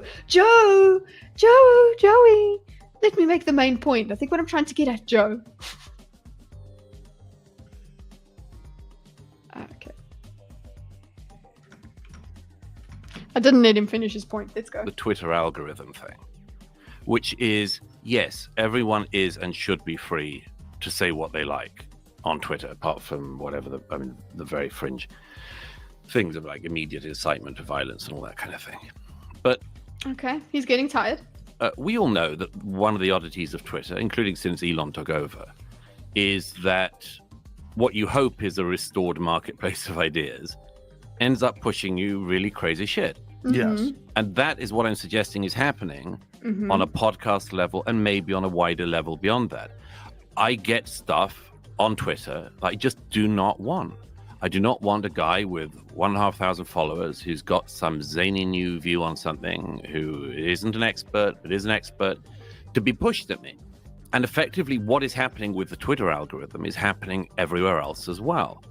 And we're all for the open marketplace of ideas. I want that. I thrive in it. Mm-hmm. But it is different once you get into the thing of, is something manipulating the algorithm behind? Okay, it took us this long for you to get to this discussion, and here's where we get into solutions. We should get into what could we do? Is the algorithm being pushed on me? Why am I being given this? Why am I not being given that? Why am I being constantly pushed this view? And I think that the answer to a great degree is the same thing in your world as it is in the Twitter world, which is, if you go straight online and you say, JFK file drops, watch live stream of Kennedy historians reading the papers live, you're not going to get any views. I love that. Cool, but you're still not giving us the you've given us the problem, but you're not explaining to us what you think we should do about it. And the way that you approached this conversation was as if you have the solution and you are shouting down those guys. You're shouting down the problem. That's how you approach this. So if you're gonna come at this, and you're not just gonna be pessimistic and be like, "Oh, this is a shit problem," and you're gonna come in there as if you're the authority and you're gonna fix it, then you better have a way to fix it. And if your answer is not censorship, what is it? Because people are going to say that it is censorship. That's a whole long speech, but here we go. We're gonna break it up. A bit weird, fuck you with your weird. Okay? Debate me, bro. Let me just make the main point. What I'm trying to get at, Joe, is a bit like the Twitter algorithm thing. Okay? So let's go the Twitter algorithm thing.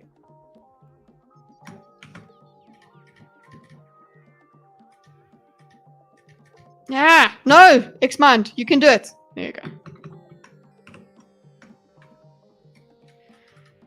The Twitter algorithm thing. Yes, everyone is and should be free to say what they like on Twitter, apart from incitement to violence and whatever. Okay. We all know that one of the oddities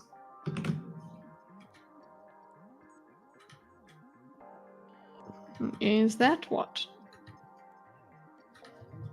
you hope is restored to market ideas ends in pushing crazy shit.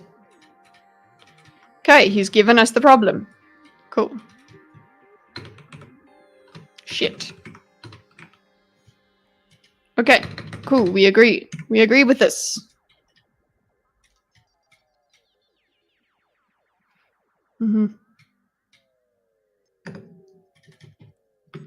Who says yes? Just hold on. No one's going to watch paper. Okay, if you go, you're being given this. Why am I not meant for the open marketplace as an expert to be pushed at me on that? Jesus, he's a lot.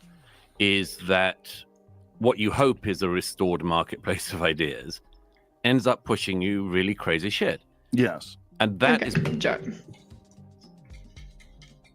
Joe says yes. Okay, that gives him the fuel to continue because Joe says yes, so continue. Okay.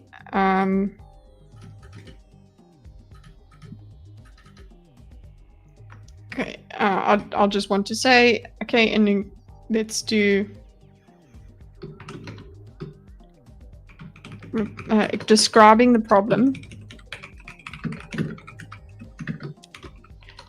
Do we have solutions other than censorship? And my question is, what are they to you? Because he does say he wants everybody to have, everyone should have the marketplace for ideas. It's happening on a podcast level. And at one level beyond it, I get stuff on Twitter that I just don't want.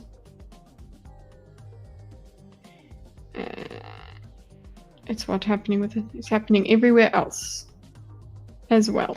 Okay. Gonna drop Sebastian Biltong, so I'm listening only for like 30 minutes. Okay. You keep listening. Drive safely. Oh gosh, I wouldn't mind some Biltong. Okay, Nami and my band. Yes, Creamage's band is great. I love their vocalist. Okay.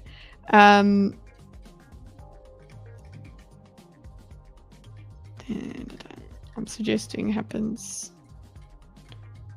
it's happening on a podcast level, so it's an extra thing. Beyond that, okay. I get stuff on Twitter that I just do not want. Okay, examples. I do not want the guy with 1,500 followers, some zany new view on something who isn't an expert but is an expert to be pushed at me. Okay, and effectively, it's what's happening with Twitter is happening out everywhere else. Cool, you repeated yourself. Cool, we've got that. Now what's next? And we're all for the open marketplace. Cool, good. This is where I'm like, yes. Okay, we're getting somewhere. We're all for the open marketplace of ideas. Okay? We're all for that. But what do we do? Like, what are you doing with this but, though? What are you doing with the but? Yeah. Well, all for the open marketplace of ideas that are thrive in it. Okay, cool. So if you like the marketplace of ideas but you're still against what's happening with the algorithm and things, there needs to be another solution, right? This should mean that he doesn't like censorship. Could mean that he doesn't censorship. Right? Right? Am I right? Okay, but then you thrive in it, but then what? It is different once you get into the thing of, is something manipulating the algorithm? It is different behind, why am I being given this? Why am I not being given that? Why am I being constantly pushed this view? And I think the answer to great degree is the same thing in your world. Okay, cool. Push this view. Okay. So he's talking about the algorithm. Hee-hee, we're on the algorithm. And that's his problem. But what's the solution? Okay. Okay. It's different. Now what? Now he's going to go into the extra explanation of this. The answer to great degree is the same thing as in your world. Twitter, he's talking about sensationalism. Okay, sensationalism drives the algorithm. I would like to ask you, Douglas, do you think sensationalism drives the legacy media? Do you think that happened in any capacity? It's just that this is now everybody is part of the sensationalism, not just the readers. Readers become writers. Kitsy, they probably want to control who gets the water rations for that garden.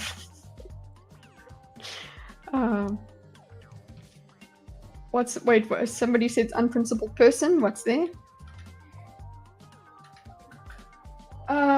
David, Douglas Murray is all for free speech unless it's for speech he doesn't agree with. A truly unprincipled person. Well, that's what I'm trying to get at here, David. Is trying to figure out. Is this your argument against it? Are you saying I'm free speech? I'm for free speech, but not. Then we got to have this conversation. We've got to speak about it further. Sensationalism drives the algorithm.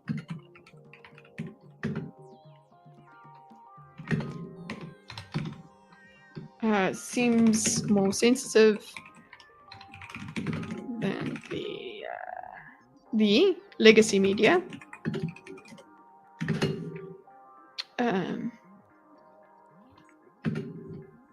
But yeah,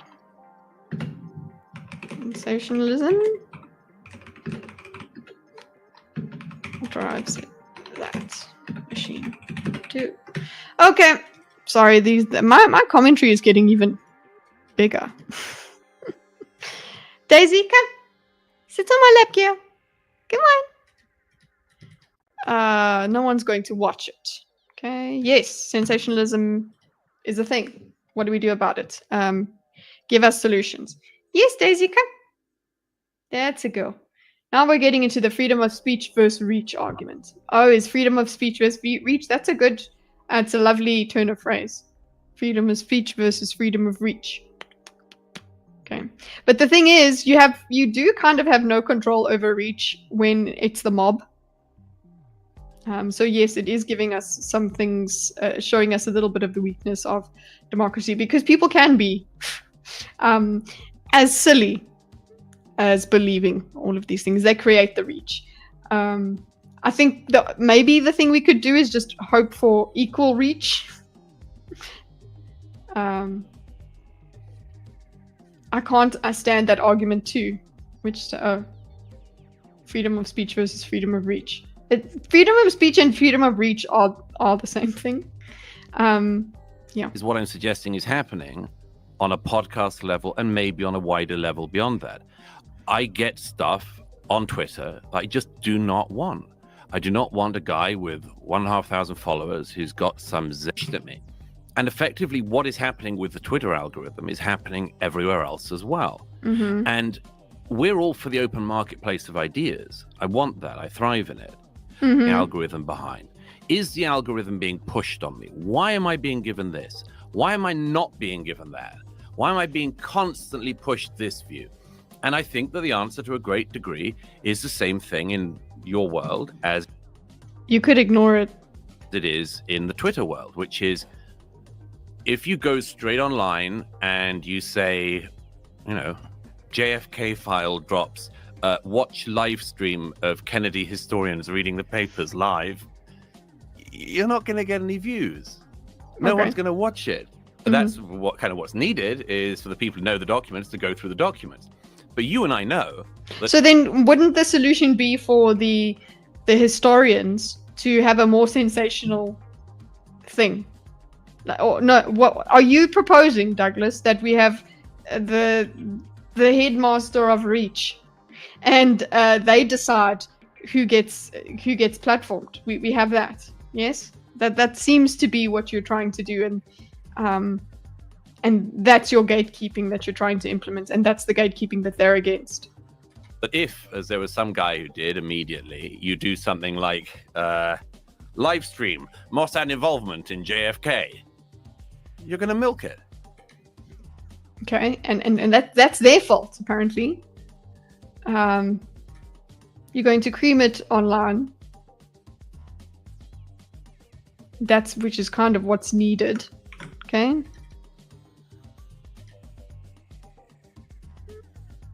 No one's going to watch it, but it is kind of what's needed to be seen. So we need people to see this. Go through the documents, but I know that is... Okay, cool. Still the whole thing about sensationalism. Huge paragraph about sensationalism. Cool. What does this mean for Joe and Dave? What does that mean for all of us? Okay, you're upset with this, and you're like, yeah, this is a huge revelation. Look how happy he is for making this point. It's like, yeah, and what do we do? Are you saying that there needs to be restrictions? You're going to cream it online. The money comes in. I'm saying that there's a similar algorithm in all of our lives that we're not as aware of as we should be. Oh, really? We're not as aware of it as we should be. Maybe it's because we're having arguments on the internet that aren't good for us. I'm just sorry, Daisy's on my lap, so that I can't speak to her like a normal human. I'm serious. I'm not lying. There she is. So cute. Okay. So it's almost as if, it's almost as if human nature tends towards this, and you, it seems as if human nature tends towards this, and you're kind of blaming them for it. I'm saying that there's a similar algorithm in all of our lives that we're not aware of as we should be. Okay. Similar algorithm. So this is a follow-on point, really. Okay, similar algorithm in our lives. I agree. Sensationalism. Humans work like this. So what's the solution? What do we do with it? Okay. Humans work this way. What do we do about it? Without restricting freedoms. How do you do that? It's freedom versus safety.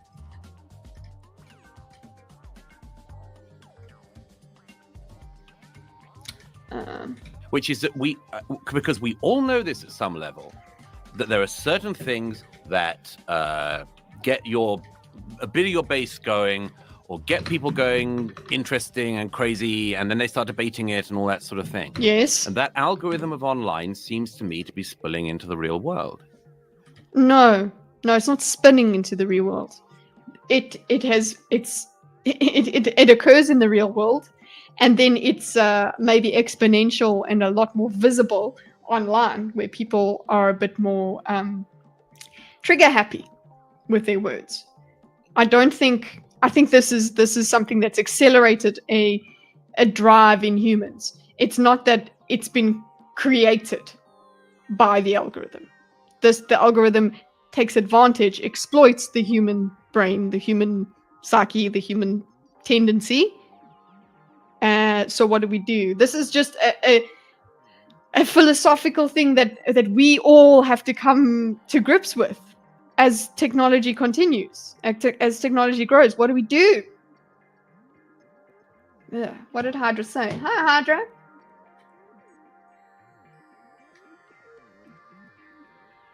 Could it be that Murray is simply getting the most popular arguments in his feed and him is not believing it, and said argument means fuck all? I don't know. Freedom versus safety is an ancient classic for humanity. Exactly, Hydra. That's it. That's what we're battling with here. And technology, as it has always done, makes things more difficult. It makes it easier and difficult at the same time. It makes certain variables have more power than others. But does that mean we now abandon freedom? What do we do? How do we get battle extremism? Because extremism, I'm just thinking, if we try and make a very balanced algorithm, right, that literally just gives you both sides, okay? So it's like ground news formats a YouTube algorithm or a TikTok algorithm that will give you one thing and then the opposite, and one thing and then the opposite, like things like that. If it was giving you both extremes most of the time, what would happen is, probably there would be bots that come in that try to get one more enhance us all the way to a huge level of extremity. Like, I can see that happening. But we need to talk about it. We need to figure it out. We need to have smarter people, experts. This is where we can have the experts. We can talk about that. But we're not going to have the bureaucrats. The bureaucrats can get in the fucking seat. Okay.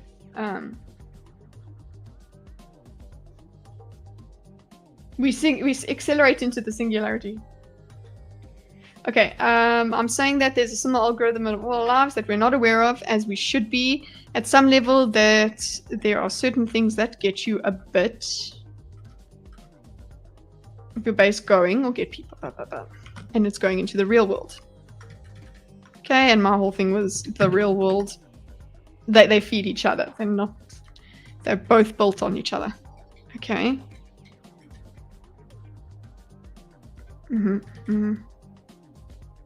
So, I do think in the real world, sensationalism was always a thing.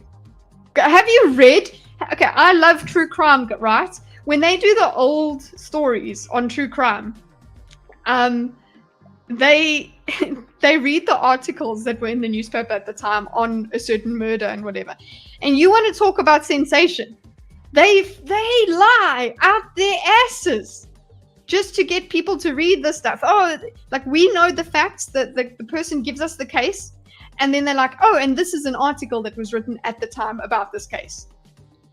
And a journalist will outright lie about the brutality of a crime just so that it can get views, essentially. So this is not a new problem. It's just that it's been exacerbated by technology again.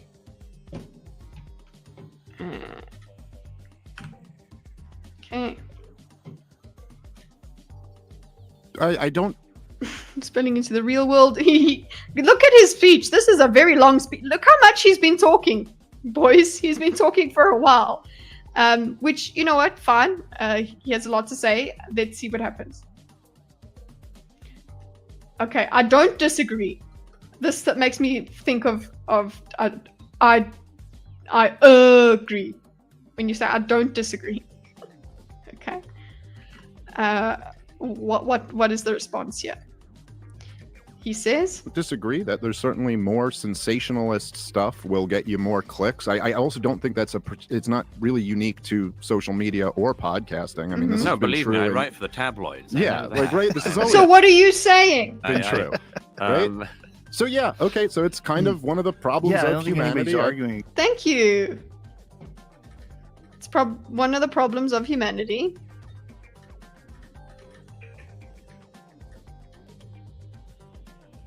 Yes, he says, I mean, I write for the tabloids. So there you go. You understand this. And it seems like a problem for humanity. And yeah.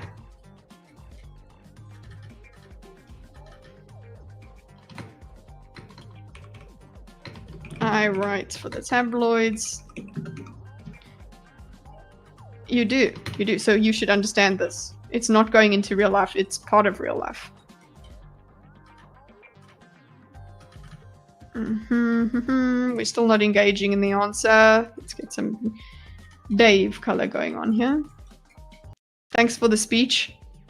But I got the same thing as Dave here, where it was like, seems like this has always been true. This has always been true, right? So yeah, okay, it's kind of one of the problems against humanity.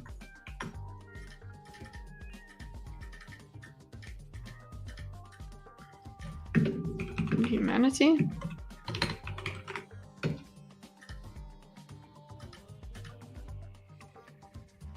Against that.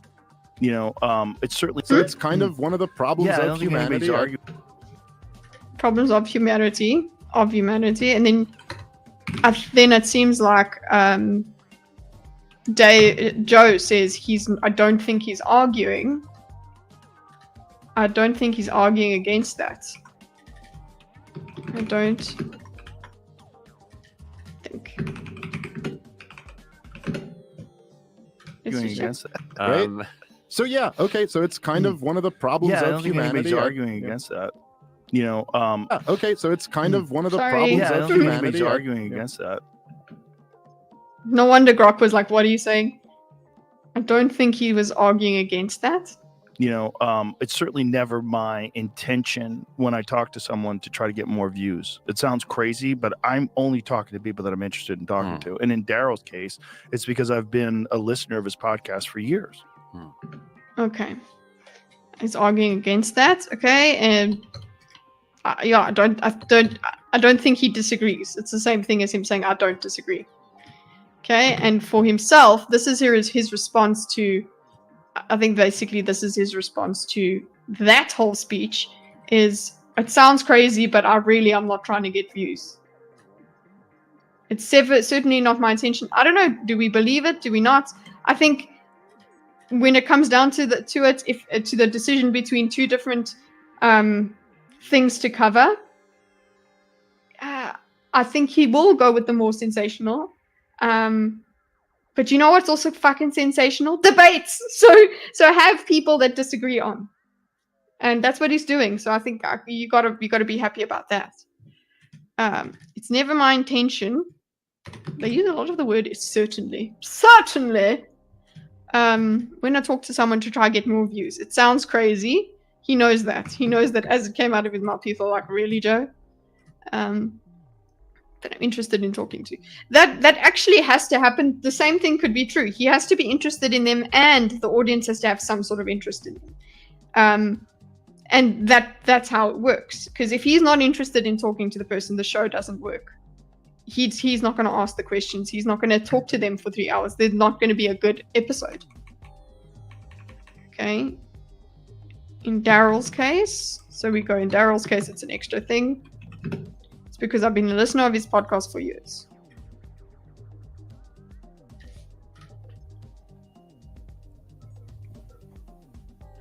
Wow, the silence. That's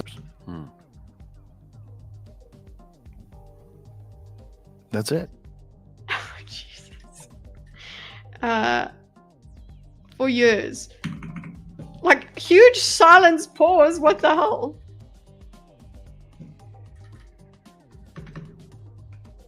That's it. Like 2 seconds?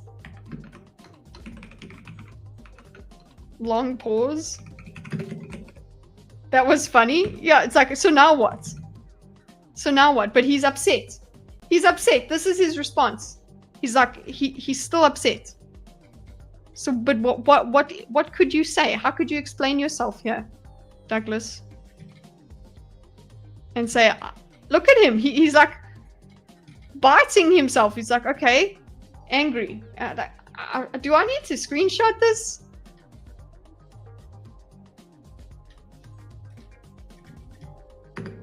Has no response during the pause.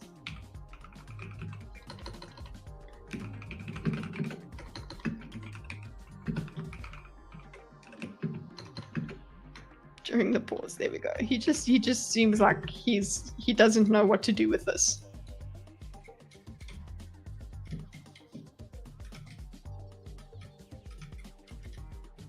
Okay. This is like genuinely how I perceive things. I believe you. Jesus.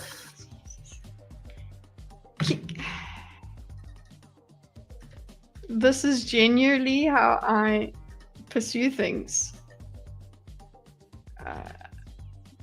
This is like genuinely how I pursue things. That's why you're here. I believe you. Fuck off. Like, the silence there is baffling to me, because I'm like, what? You he just doesn't want to say I don't believe you, just goes, I believe you.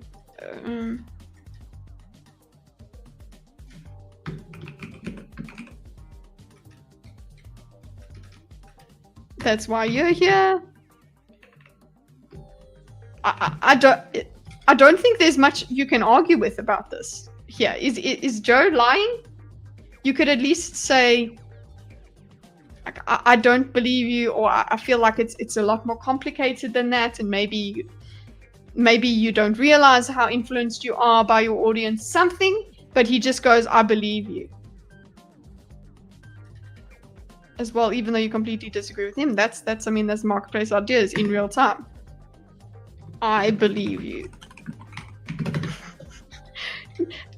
I feel like this is a pinpoint. He's pinning you down. It's an optical win. What do we get here? Win from Joe.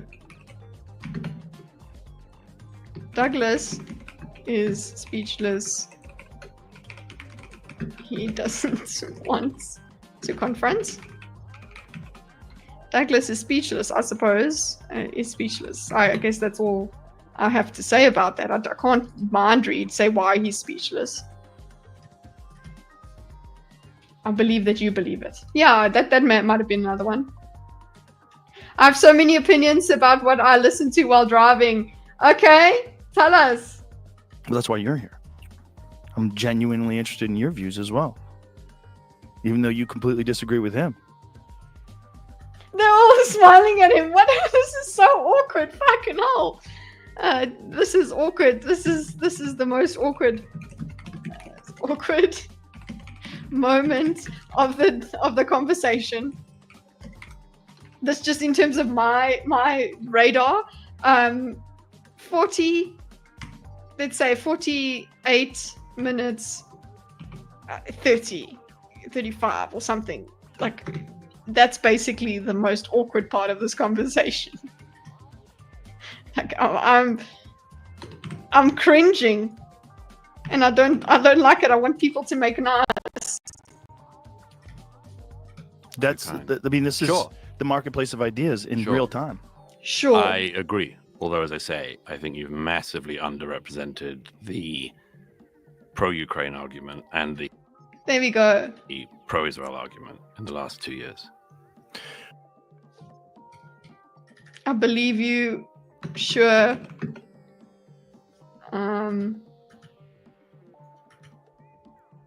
Although, as I say, I think you've misrepresented. So that's fine. You can say this. We've taken this long to get to this point where he basically repeats just the main thing that he said. As I say, I think you've massively underrepresented. Okay. we brought this up immediately as we started the conversation.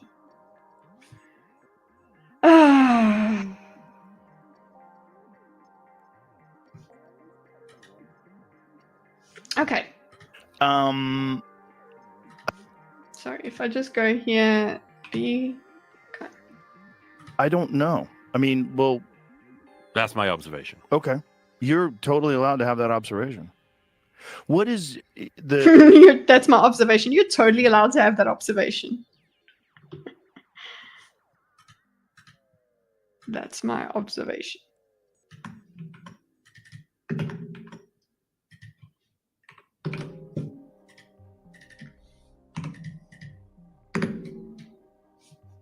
What's the pro-Ukraine argument that you think is not being represented enough? There you go. You know what? This is not. So he's decided. That's my observation. You can totally have that. Okay, you're totally allowed to have that observation. So if that isn't, okay, so he's not saying how have I misrepresented it or how have I not.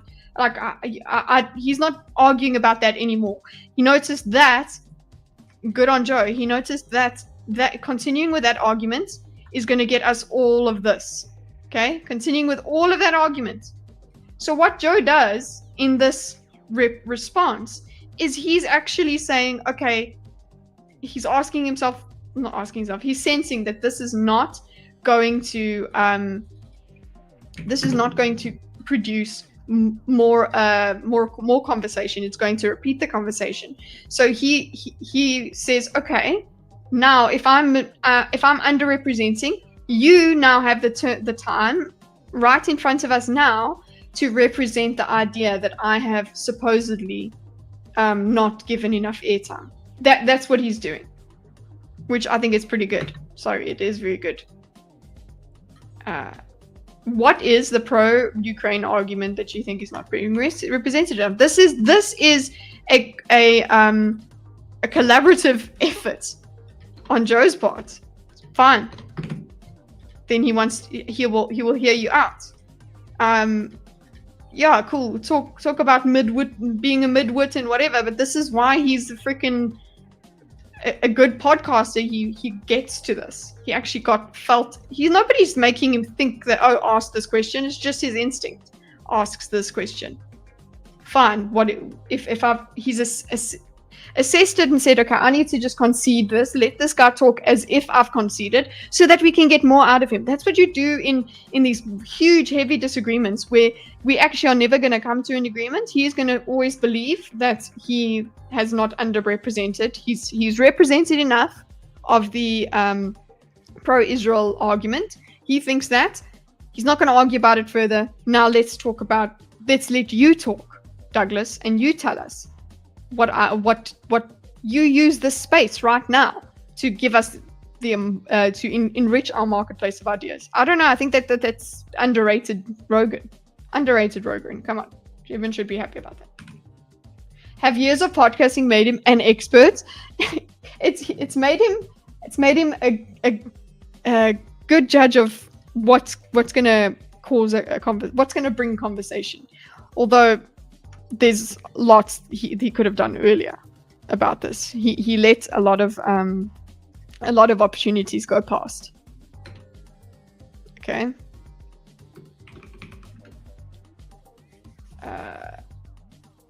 Dave Smith articulated his libertarian stance with clarity and passion, especially when defending individual freedoms. His ability to stay composed and make complex ideas accessible was impressive. He was making things a lot more accessible than Douglas was, T-Man. I agree. Good decision by Joe. It's not fruitful to continue arguing about the level of representation. Rather, let Douglas represent. In that, it's an inherent show that he's not afraid of Or is he's not silencing dissent. Okay. Not yet, at least. Rogan is not a good moderator, surprise. No, he's not, but he's still, after all of this, we did get to that. We did get to that question after all of this. So I think I'm going to create a new block here. Hey, Louise. I'm doing very well, thank you. Hope you're doing good. Just also weird that expert means wise from experience. That's etymology for today. Oh, Josh, I really appreciate it. That's the etymology for today, guys. Okay, so I don't see how. Okay, sorry, that's there. We're here. What is the pro-Ukraine? So let's go and make a circle here. And I will copy paste you. Let's go back to the main line, guys. We are moving forward. I hope we're moving forward. I really, really do. Okay, this.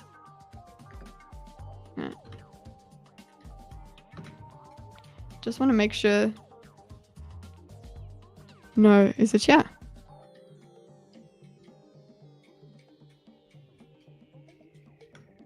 I'm losing track. Okay, let's reorganize. No.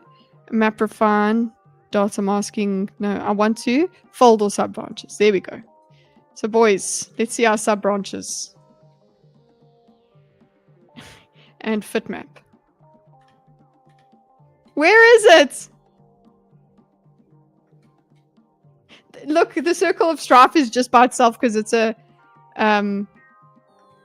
floating topic. I'm looking for my. I folded all of my branches and now the map has disappeared off the board. There it is. There it is. When you fold it, look how short it is. Okay, look here. No, not there. Yeah. This is all we've really gone over. Okay? This is it. Joe and other podcast platform people, so let's go in here. This over here, I don't know if that's got to be a thing, but this is our argument. What have we spoken about? The purpose of this episode. We've spoken about Joe's platforming people who don't support Israel. And then finally, we actually do get... Okay, fine. Over here, we get... Cool. Then show us. We finally get the answer. Okay. Well, not the answer. We finally get the right question. Great question. Please tell me that this is where we go for now. Also, Control S, please. Okay. Well, my broad view is that, again, something to do with the algorithm, that anything that is conspiratorial about Zelensky or the Ukrainians in the conflict does very well. Anything that says, actually, the Ukrainian army is fighting to try to retain as much of their country as they can, doesn't do as well. I think that everything that is pushing the idea that, for instance, the Americans caused it or something like that does well. I think everything that says, actually, in February 2022, Vladimir Putin's tanks invaded Ukraine and they... He's actually reframed. He hasn't taken the question. So Joe has asked, what do you think is the view that has not been represented enough? So what he's done is turned it on his head. He's showing what's represented. So he gives what's the opposite. All right, I need to feed the cats. So what can I do to entertain you? A sec. Sorry guys, let's just stop a second. Let me note the time in case I fuck out. 56. Okay. I do want to see the weird cut, but let me just Let me just feed the cats. It won't be that long. There you go. I need a BRB screen at least. But there, look at the pretty diagram. And I suppose I've got something here. Banner.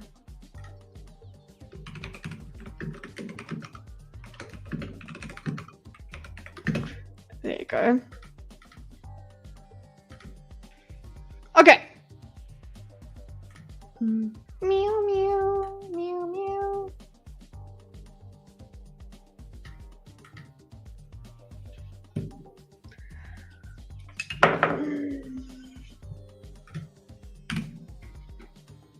Accent do.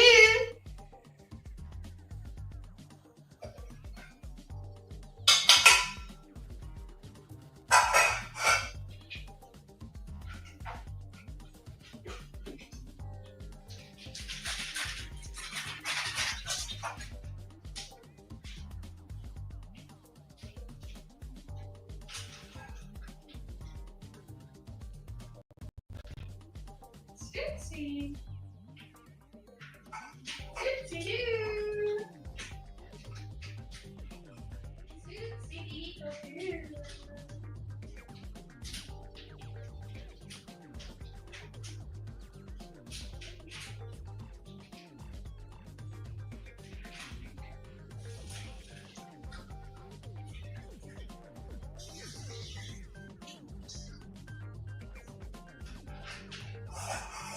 Eat your food. Come.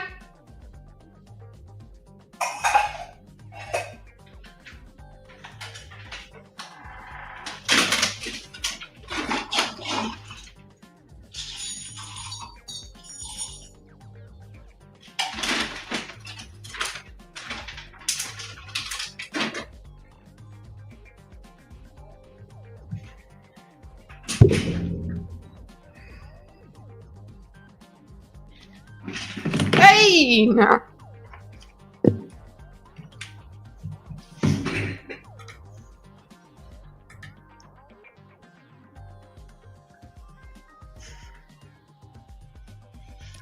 Run, kitty, run. What do you...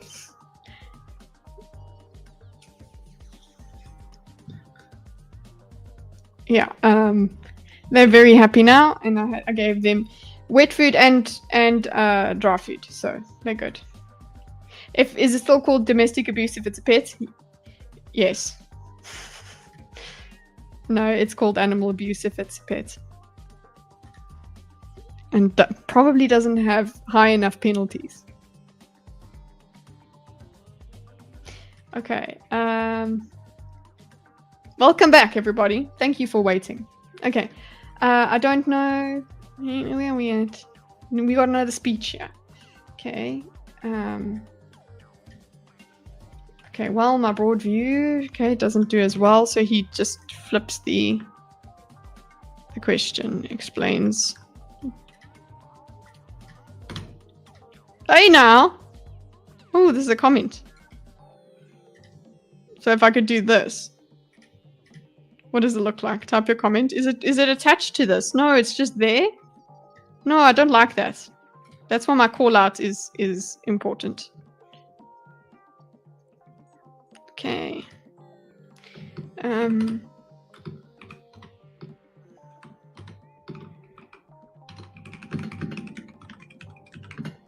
What is overrepresented?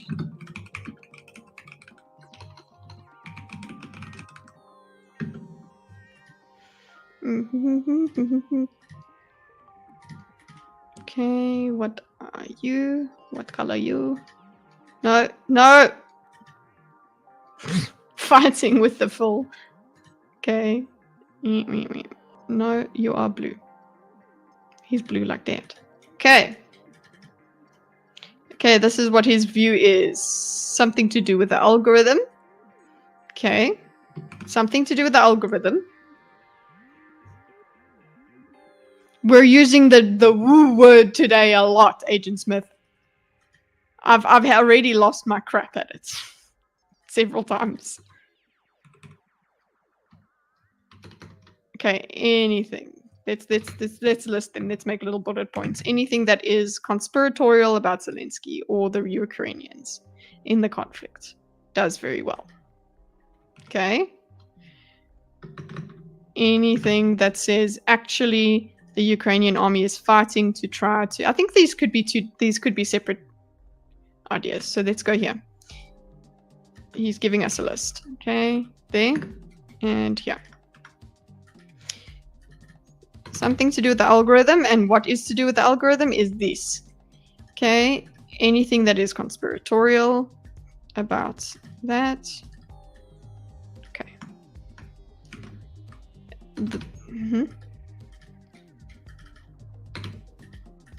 Okay, and don't you, he's gonna use the W word. He's gonna.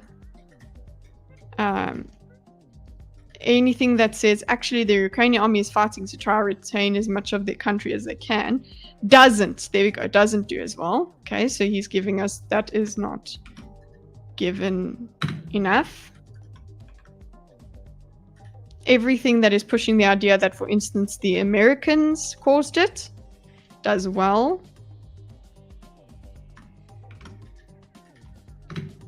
I think anything that says actually in February 2022 Vladimir Putin's tanks invaded Ukraine and they shouldn't have and doesn't do as well. Okay, so these are the ones that didn't. He gave us 2 that didn't do well and 2 that did do well.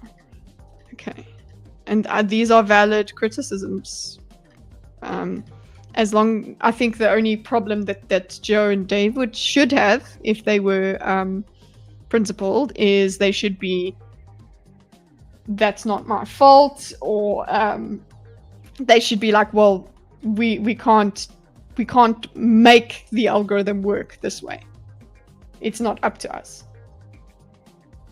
I've seen Caesar was secretly a mushroom videos do thousands of times better than extremely fun and informative history videos on Caesar. Revisionism is a true plague. Yes, it is. Absolutely, Hydra. But what do we do about it? You know, that's the thing. That's what everyone's up in arms against Douglas about. Is it seems like Douglas's solution is very much I say who's allowed to speak, or we. That's the step people take when he criticizes the algorithm. Shouldn't have done. Doesn't do as well. I don't think I've ever heard anyone say that what Vladimir Putin did wasn't horrific. That's not my point. The point. Okay, so his response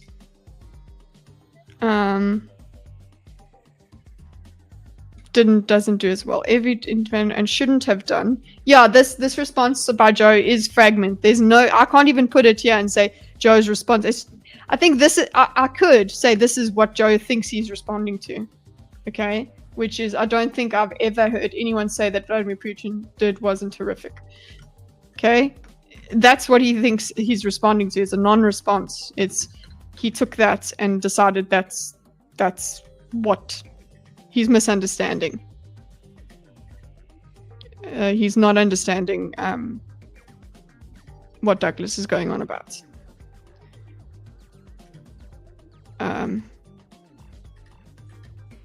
That wasn't horrific.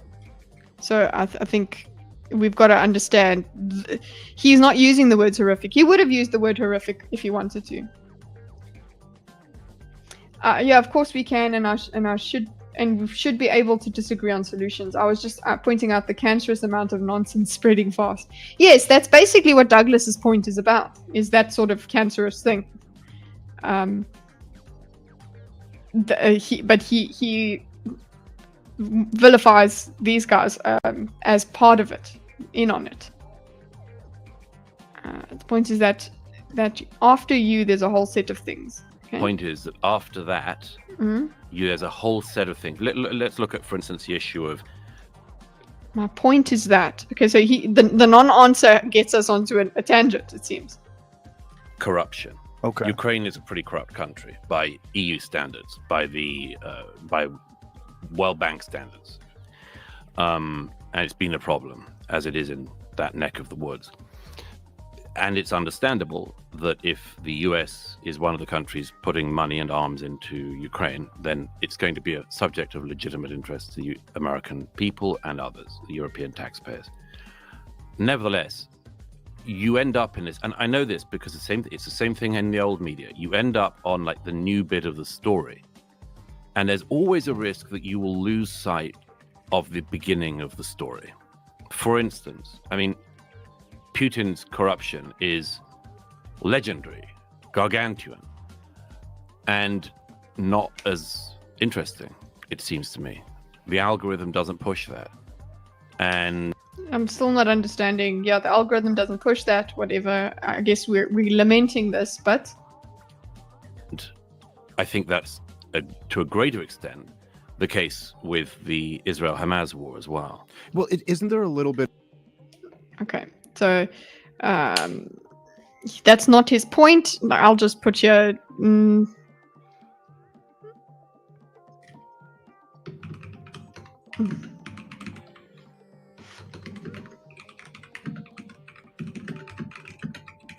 But Joe thinks he's responding to it. Okay.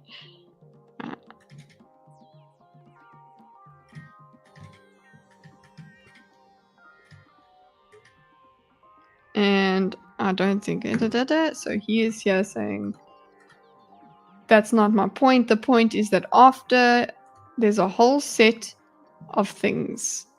Okay. I will put in that's not my point.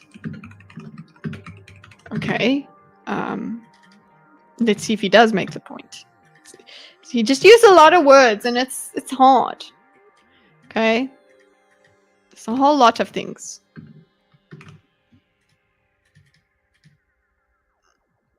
The issue of corruption. Okay, Ukraine. Okay, Ukraine. I'm breaking down Murray's arguments a little bit more, I think. Ukraine is pretty corrupt country by EU standards, by the World Bank standards.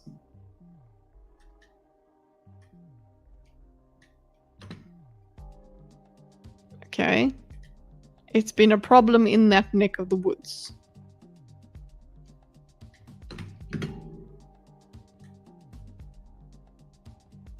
It's understandable. Okay, so he does say that. It's understandable that if the US is one of the countries putting money and arms into Ukraine, then it's going to be subject to legitimate interest to the public people, the South African, the American people, and others, the European taxpayers. Okay. Whoops. Okay. Yes. Okay, that's good. Those are original. Those are things that makes people be a bit more careless about it and more callous and say we shouldn't get involved and all of that. Okay. So he's noticed that, and the there's a whole lot. I don't know why that one stayed white. Anyway. By the way, I think Mrs. Understanding is along the lines of it's trendy to bullshit but about Ukraine and rage bait instead of it should be trendy to point out the greater evil and clear solutions. Is kind of along the line. Yeah, that's kind of it. He's like, it's the sensationalism is upsetting. Bit of a concern. Like I would say, he losing sight of the cause and losing sight, like talking about this makes you also lose sight of the fact that people are dying and things like that. The Israel-Hamas war as well. The algorithm doesn't push that. And I think that's, to a greater extent. Nevertheless, you end up with this. Okay, so this is a separate thing about the algorithm. Because it's the same thing in the old media. The fact that he says it's the same thing in the old media should mean something. Okay? I think we kind of gloss over it.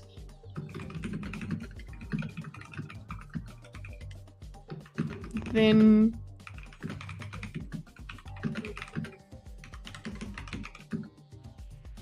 only. This is my thing here, is that he's not then he's not upset with the podcasters only. If this is the part of human nature and something that frustrates him, say that. Just say that. And it will, you know what? It will actually help you have a better conversation, because you're socializing the issue and saying this is a human problem. This is that not. I believe you should act this way. Blah blah blah. Nevertheless, you end up in this. I know this because it's the same in the old media.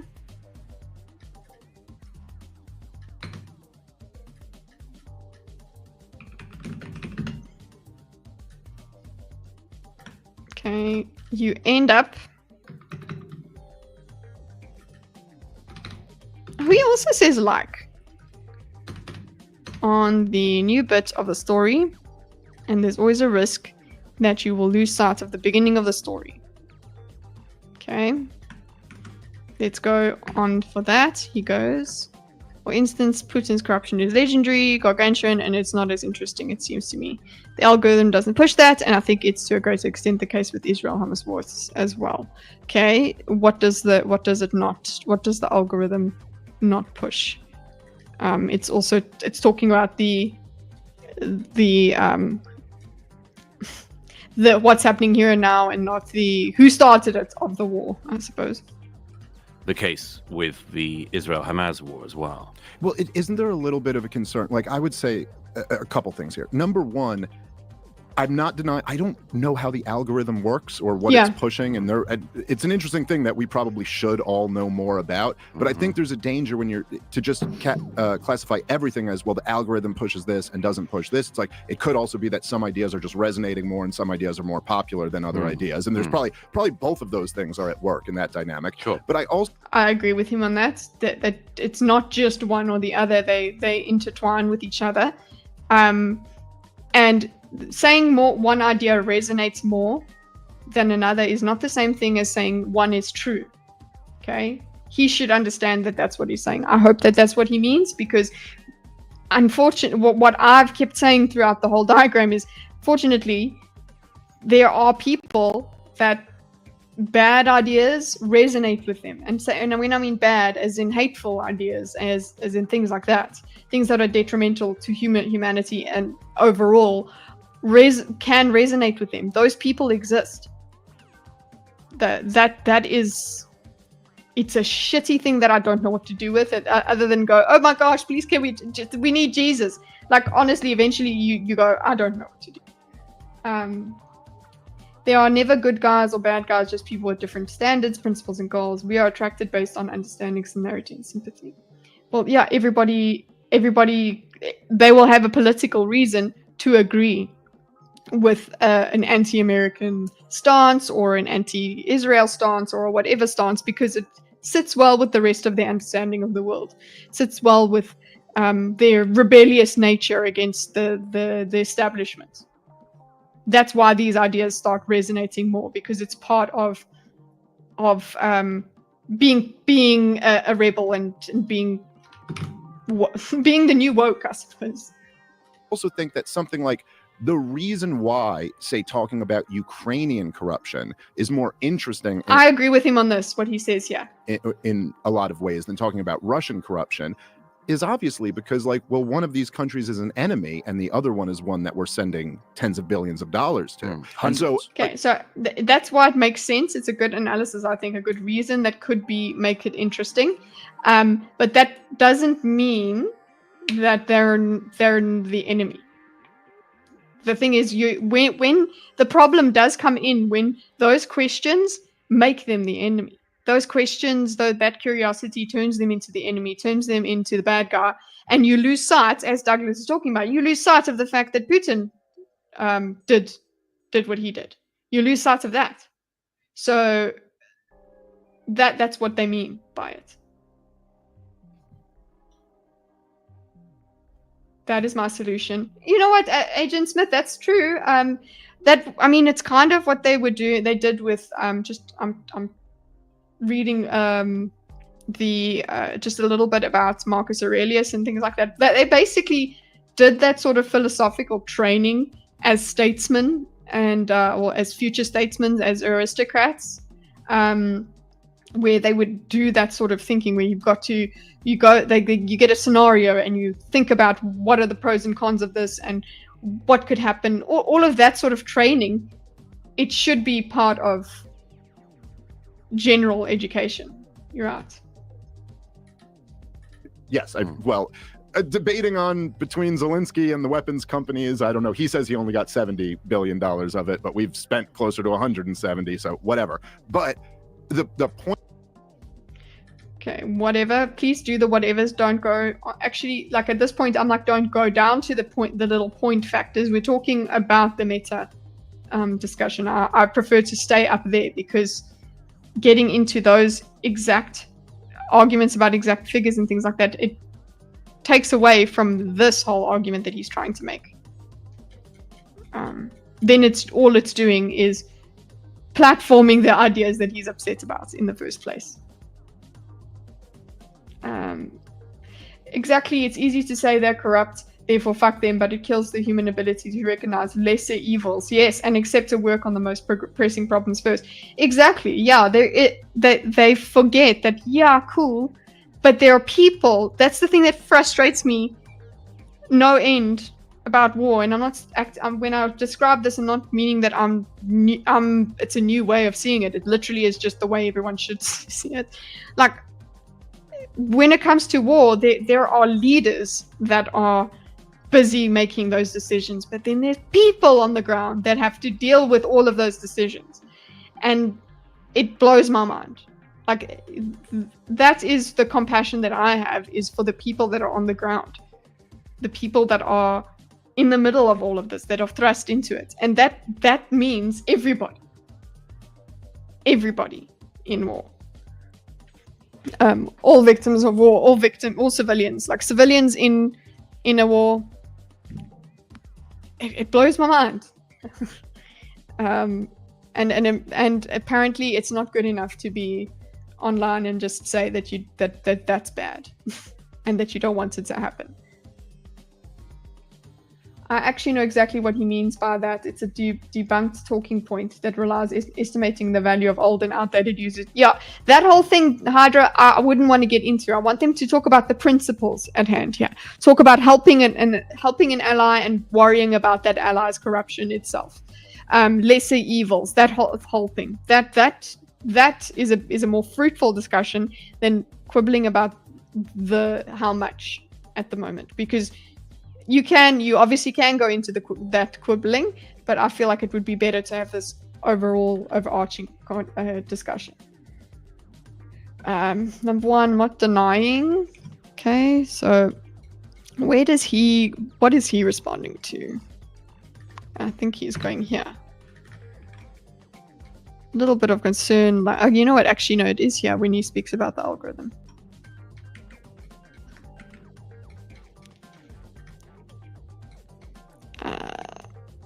Yeah, actually it is that he goes, it's a thing about the algorithm. Something to do with the algorithm. So he actually does respond to the algorithm bit. But in time, this is where he responds, and I would say that he's responding to this. Okay, responding to. Give me the relationship responding to.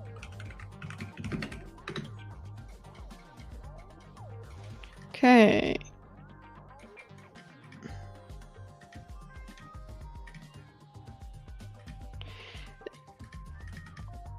A couple of things here. Number one, I'm not denying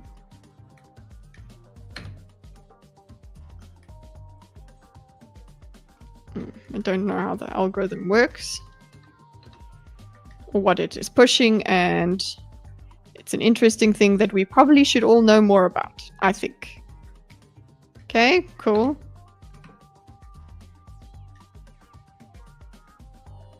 There's a danger. Okay, so danger goes into danger. This is when you just classify. This isn't a point that goes on from himself.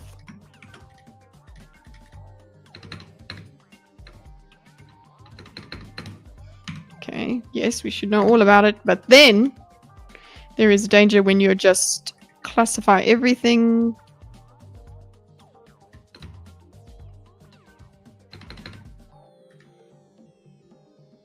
And doesn't push this. It's like, it could also be that some ideas are just resonating more and some ideas are more popular than other ideas. And there's probably truth to both. It's probably both of those things.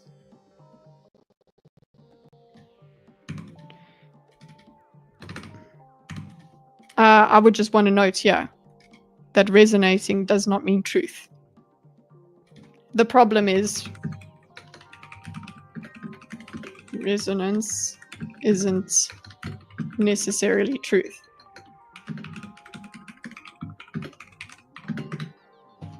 And people will practice two ideas for personal reasons. And then want to look for seek confirmation. It's difficult to change people's minds, as we know. So, and they will also become very fervent about it. Okay. And then he's got another explanation about Ukrainian corruption. Okay, let's put that here.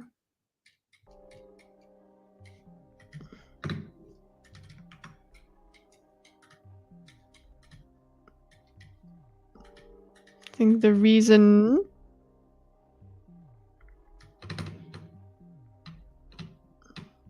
why talking about Ukraine is more interesting in a lot of ways than talking about Russian corruption is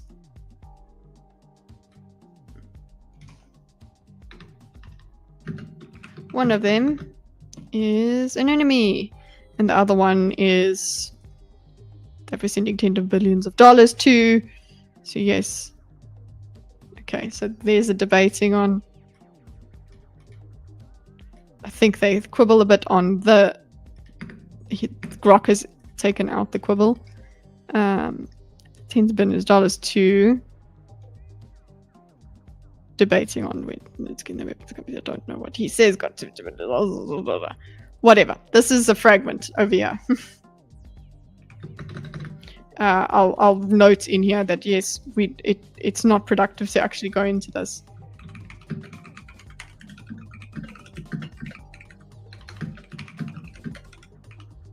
Into detail.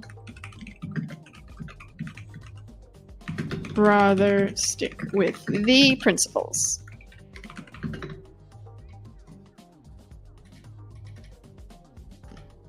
Principles, not principals.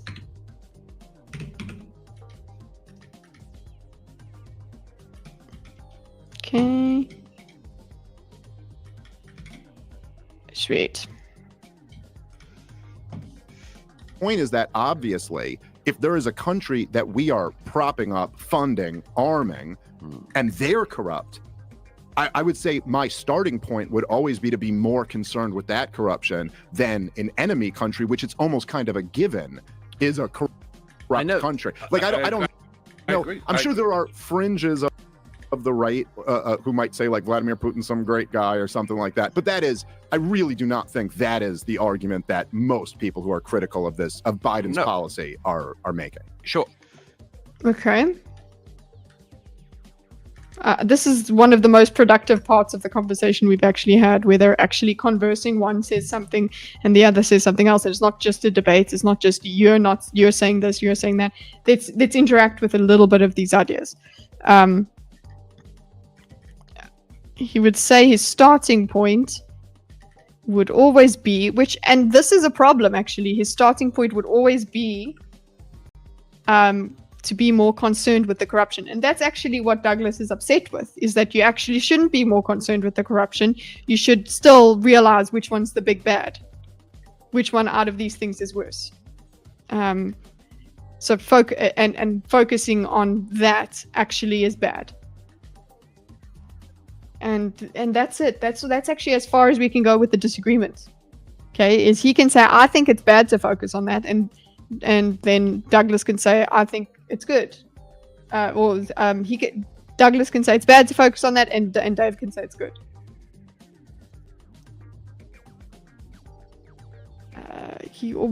We would always be more concerned with the corruption than an enemy country, which is almost kind of a given, is a corrupt country. Okay. I don't know. Sure, there are fringes.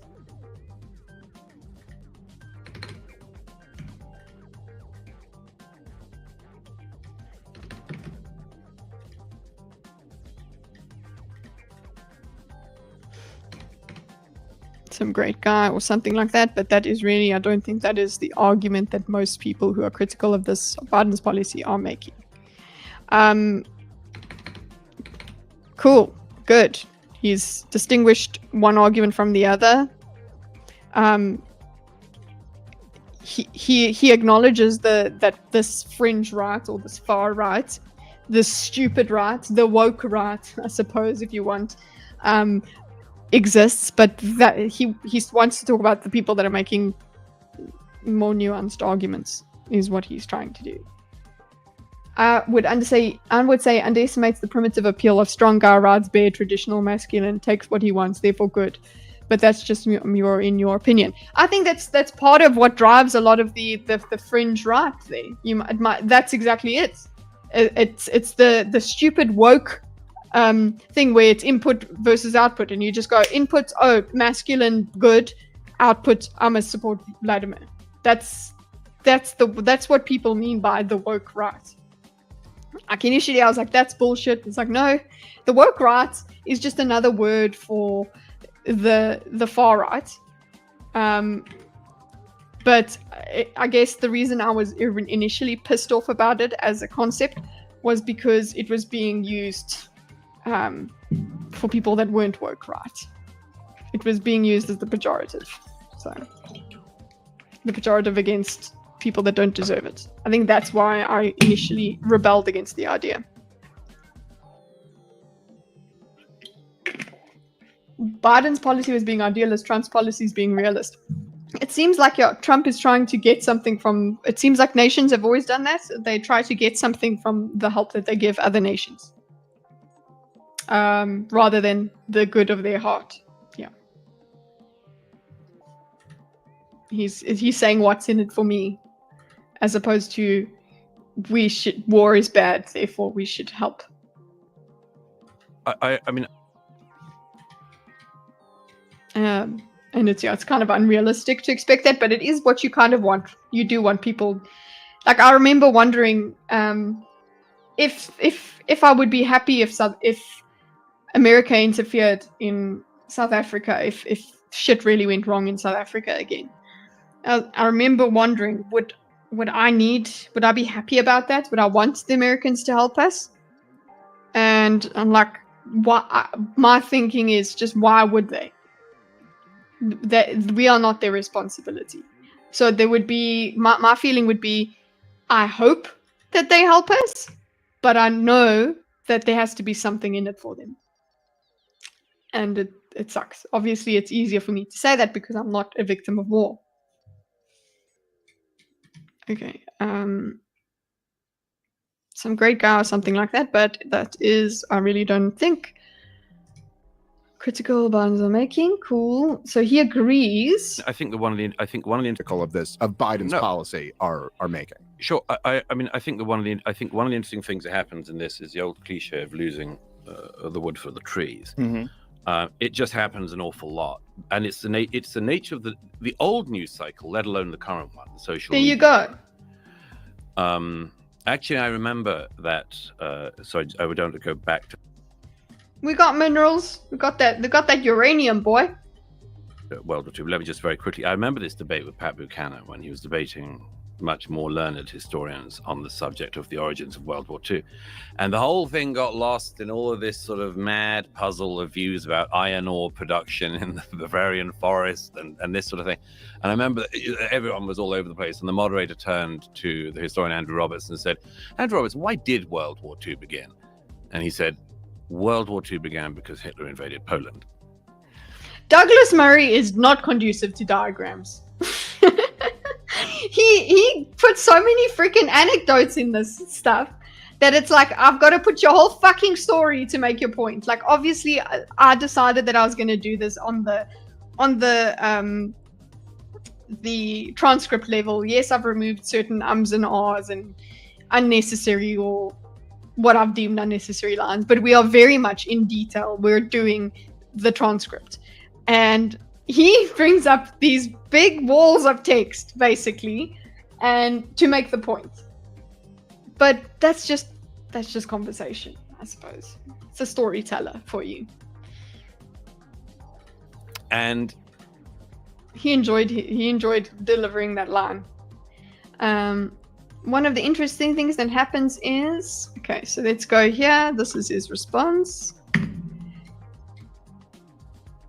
He says, sure, good. That's a good sign. Ish, I think.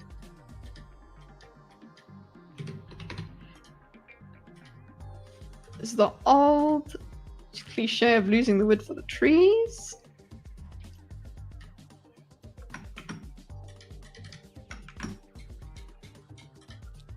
Okay, so we got the losing the wood for the trees. That's the point he's setting up for us. Okay, that's the point we're setting up.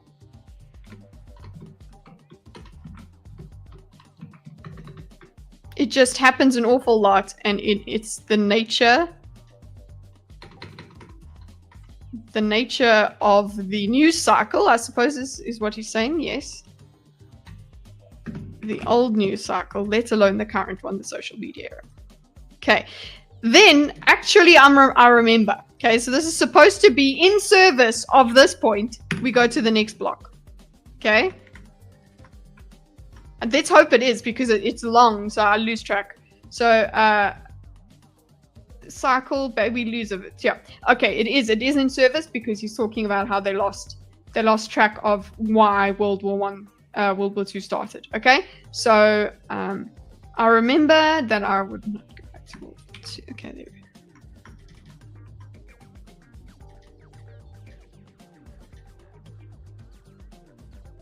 go. Remember this debate. I remember this debate with Pat Buchanan when he was debating much more loaded news stories on the subject of the origins of World War II, and that thing got lost. All this sort of mad puzzle views about iron ore. And guys, we are in chunk 2, other issues. You lose sight of the fundamental fact that in 1939 Hitler invaded Poland. And that's what started the whole thing. So he's saying you got to think about what started the whole thing. Even Grok was like, ... fuck off with this. You lose sight of the fundamental fact that. Okay, that's his main point. Okay. Hey, Galante. Those moments come along quite often at the moment, which is, yes, there's an awful lot of very interesting things to look into. There's a lot of very interesting things going on which we should all be able to talk about and do talk about. But sometimes you have to remember the origin causes of things as well, and you have to stick to keeping that in mind. Yeah. You have to stick sometimes. Okay. To Well, Causes of things as well, and you have the origin causes.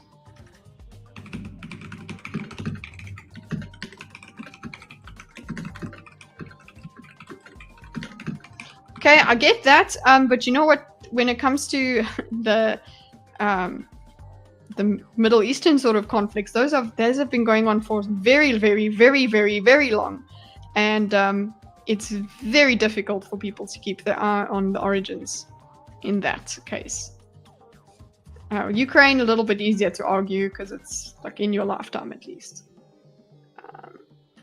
Conflict, you can get lost in the weeds. Okay, have to stick to keeping that in mind. Yeah, well, I think that a lot with of people are pretty bad at the moment of keeping that in mind. Like you can concede Ukrainian corruption, you can concede all sorts of things, and still not lose sight of the thing of, if Russia rolls tanks into neighboring countries, yeah, it can't. It can't be. Can't be allowed. Oh, well, listen. Okay. Okay, that whole chunk there was not in the transcript. Cruising fast today? Are we? I hope so. Okay. I haven't been paying. You know what? I have been really only looking at chat every now and then. So maybe that's it. Sometimes you have to remember the origin cause of things and keep them in mind as well. In service of that. Okay, I think I'm just paraphrasing him. I think people are bad about keeping that in mind today. You can concede Ukrainian corruption and still think and still know that what Putin did can't be allowed. It shouldn't be allowed. Okay, if you think you can do that, if you can just waltz on into territories, that's a bad thing. Is what he's meaning. Like you can concede that. I'm in agreement. It makes sense. People have lost. They do. I think that this is where that it resonates. Though it does resonate with people better to complain about the corruption. They focus on that rather than conceding and moving on. They feel like that corruption should be like, fuck them, they're corrupt. They don't need it. It's like, but there's people on there. People in that thing. Okay, so on that is why I come to the conclusion as well that, okay, fine, then how do we get help? Okay, we get help by helping, there has to be something in it for another country. It's just the way it works. If there's no friendship or if there's no other reason, then please help us. We'll give you this. It's terrible, but that's kind of how it goes. Especially when you're in the context of Americans always being told that they interfere in wars.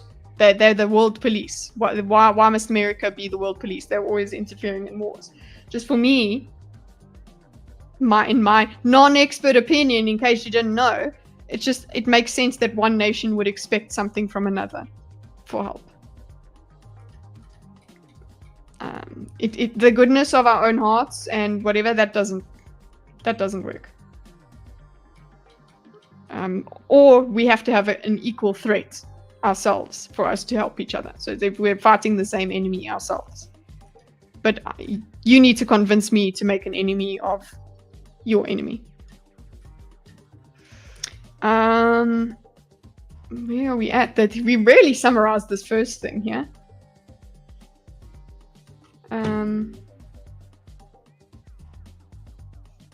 What? People think that what? People thought the Israel conflict started because of the culture war? Okay. Like there are good opportunities for convos there, but man, do they go off. Yeah. Okay, where are we at? We can't be allowed. Okay. That, I think we have an area of agreement. And I do think, like, even while I much prefer, we have in countries.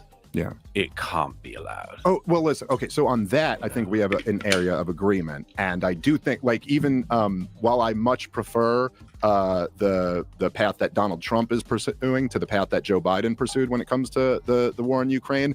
And of course, this is, Donald Trump's thing, is once you piss him off, he's going to call you every bad nickname that there is. But when he said, when you don't piss him off, well, sure. But when he said, the Danes come to mind. What I believe he said that Zelensky started the war. Yes. Okay, this is not in my transcript at the moment. Like that, which is like, okay, all right, that's a little bit really ridiculous. He said Zelensky started the war and Zelensky was the dictator. Let's see if I can find it. Yeah. Started the war. No. Okay, chunk 2, it is. Because I've got Douglas Murray, Iron More, and issues, and you lose sight of fundamental fact that in 1939 Hitler invaded Poland, and that's the start of the whole thing. Similarly, when the Ukraine conflict, you can get lost in the weeds about Zelensky's corruption or whatever. The fundamental fact is that Putin's tanks rolled in, and that's what started it. Okay, so I think we might be losing this bit of fragmented stuff over here. Yes. Okay. All right. So Trump said that? yes, but it was after he said Zelensky pissed him off. Zelensky started the war? Yeah, but it was. This is how Donald. No, that's not a good enough argument. Well, Zelensky pissed him off. So? Trump is, love him or hate him, for better or for worse. Donald Trump, it's like if he feels that you disrespected him or came at him. Why say that though? Say Zelensky's an asshole. Say something that you think. Don't say something that is so verifiably false. He's going to be 10 times more vicious to you. By the way, this happened 2 weeks before the disastrous Oval Office meeting. Yeah. And I wrote the next day the cover in the New York Post, which was a big picture of Vladimir Putin with the headline, "This is a dictator." Just again. I'm actually waiting for the video to get to where I'm at in my transcript, but I think I'm just going to have to transcribe a little bit, yeah. He said Zelensky started the war. He's Trump is even well. Listen, okay. So on that, I think we have an area of agreement. And okay, on that, we have an area agreement.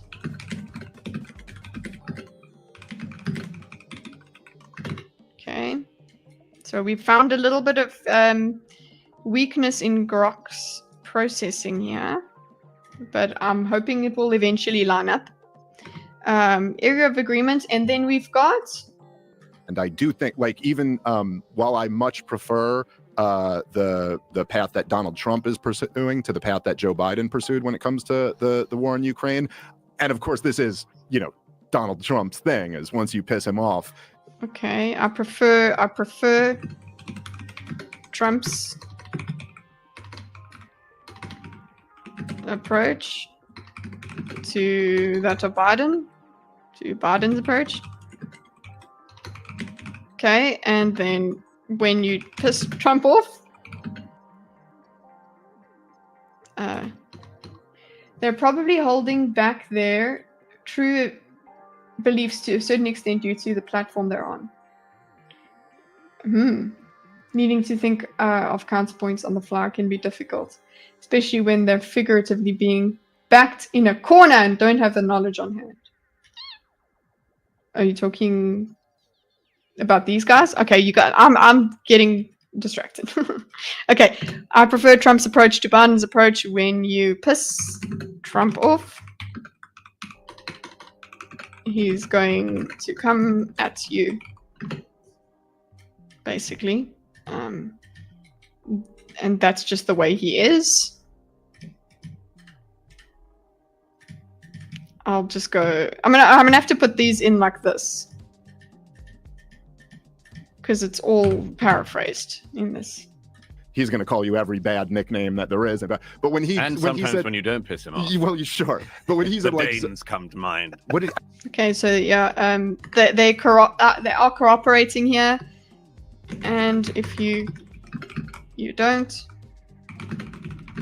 insult him sometimes. The Danes come to mind. So yeah, they're cooperating, they're making jokes together, right? That's the only reason that I'm adding this into the diagram, is he does a joke. He's coming along with him for the ride. He's using words up in a sort of agreement. Or not even a sort of agreement, it's just an elaboration of a person's idea.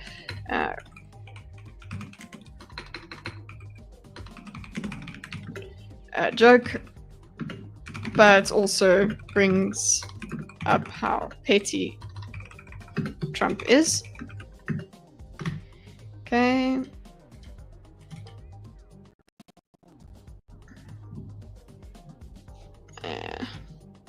Not colored branch, I'm asking here for you to be yellow. Okay. I believe he said that Zelensky started the war, yes, or something like that, which is like, okay. Okay, so we've got this tangent over here. I believe he said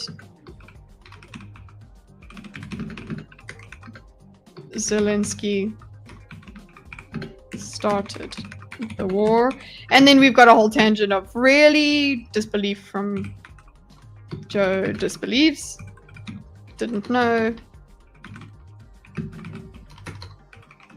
Is disbelieving.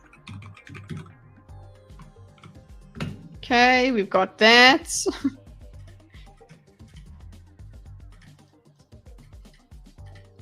Okay, so they're laughing at Trump. Cool.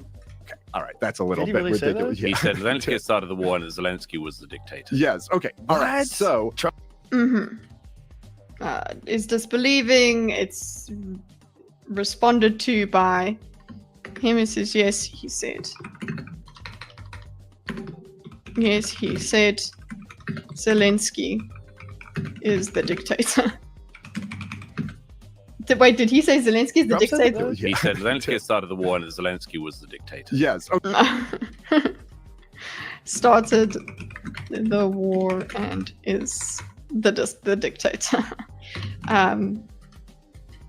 Okay, so this is the agreement. They both agree that this is ridiculous. Both of them are in agreement, performing some agreement here. Okay.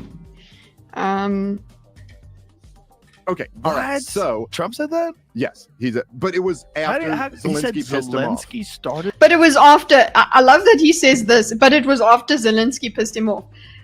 I hope that Dave is just making a joke about that, because it's like that doesn't mean make it okay, Dave. But I know we're laughing at Trump. But it was after Zelensky pissed him off.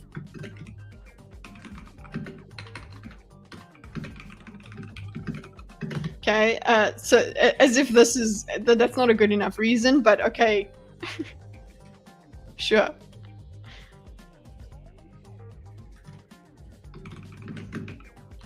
So, still not a good reason to lie, to say something so untrue. But we don't need to get into that. Did the war? Yeah, but this is how Donald Trump is. Love him or hate him, for better or for worse. Donald Trump, it's like if he feels that you disrespected him or came at him, he's going to be 10 times more vicious to you. By the way, this happened too. Okay, this is Donald Trump. Okay, we're replaying it. He's going to come you 10 times more viciously. Basically, is what he's saying. And I will put a replay here because it's just, okay, this is Donald Trump. We're spending time on this. Okay. And then we also have the extra tangents. By the way, this was before the disastrous meeting. A disastrous Oval Office meeting. And then he takes the opportunity to say, I wrote an article. And I said, this is what a dictator is. 2 weeks before the disastrous Oval Office meeting. Yeah. 2 weeks. And he's like, guess what, boys? I wrote an article and I said, this is what a dictator looks like. And I wrote the next day the cover in the New York Post, which was a big picture of Vladimir Putin with the headline, "This is a dictator." Wow. Hey, Common. This is 2 weeks before the next day. Article for the New York Times, I think. Did he say it's the New York Times? What did he say? Post, which was a New York big picture Post. of Vladimir.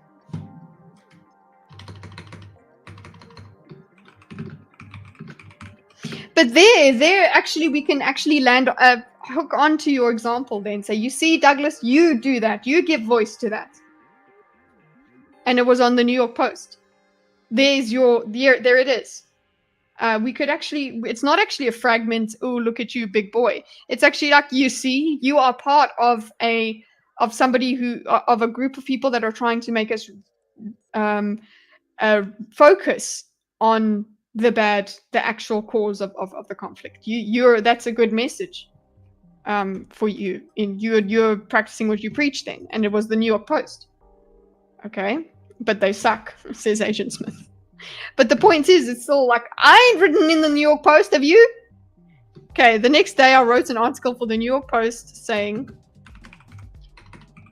with a picture of Putin saying, this is... did you say this is what a dictator looks like? This is what a real dictator would. Yeah, and up in 2 weeks before the disastrous Oval Office meeting. Yeah, and I wrote the next day the cover in the New York Post, which was a big picture of Vladimir Putin with the headline, "This is a dictator." This is a dictator. Okay, we're not interacting with the idea that, look, he is no interaction.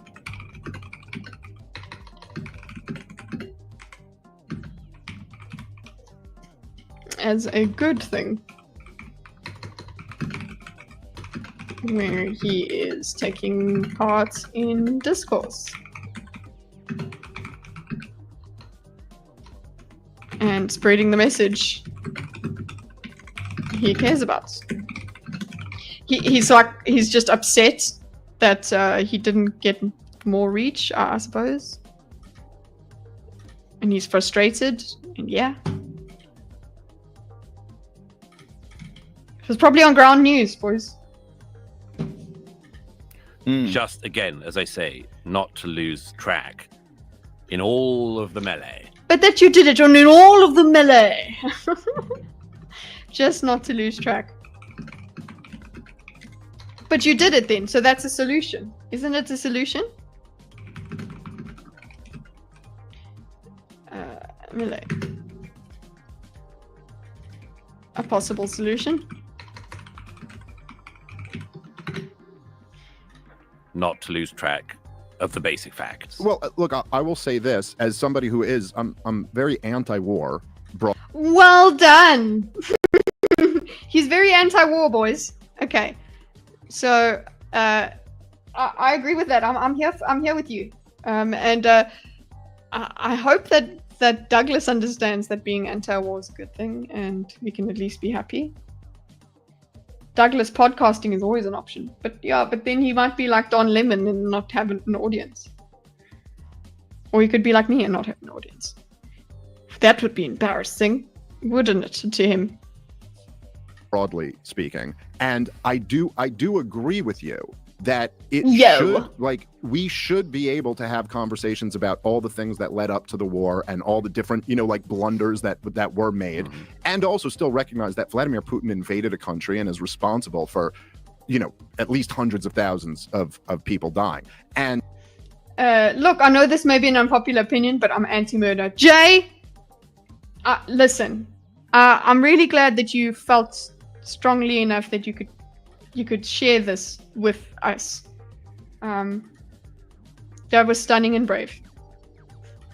Good to see you. I too am again. And I think that's. Hi, Ty Bagley.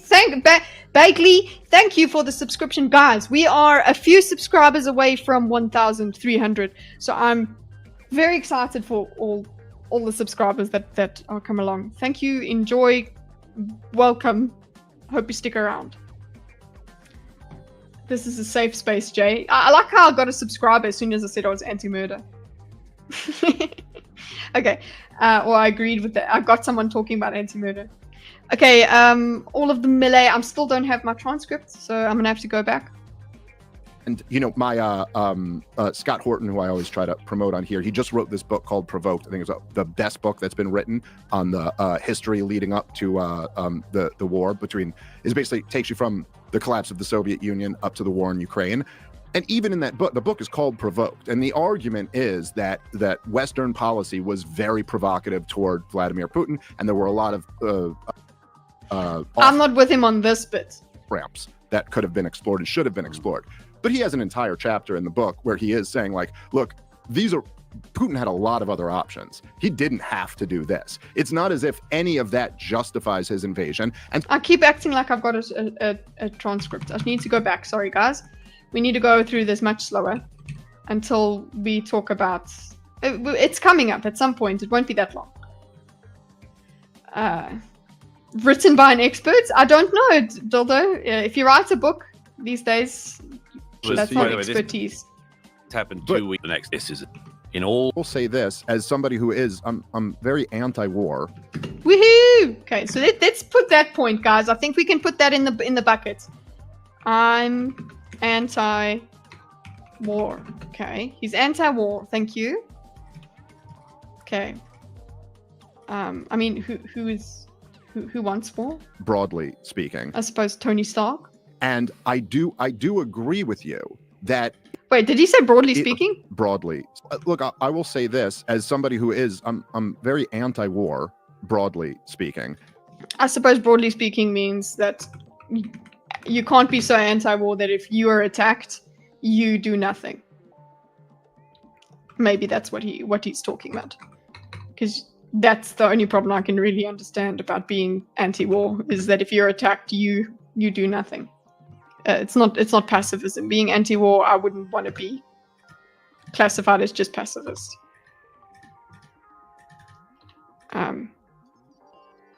Like, what do you do? Just lie down and let things happen?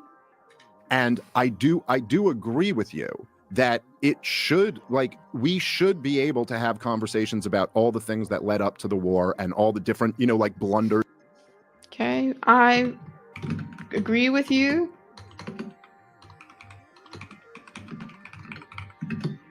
We should have conversations about blunders, about blunders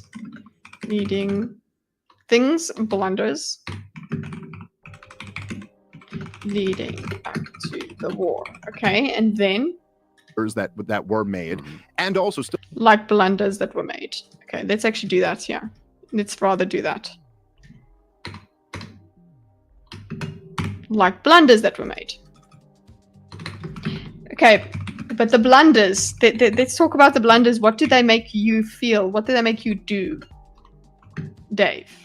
Do the blunders make you side with the other guy and say that they're the good guy?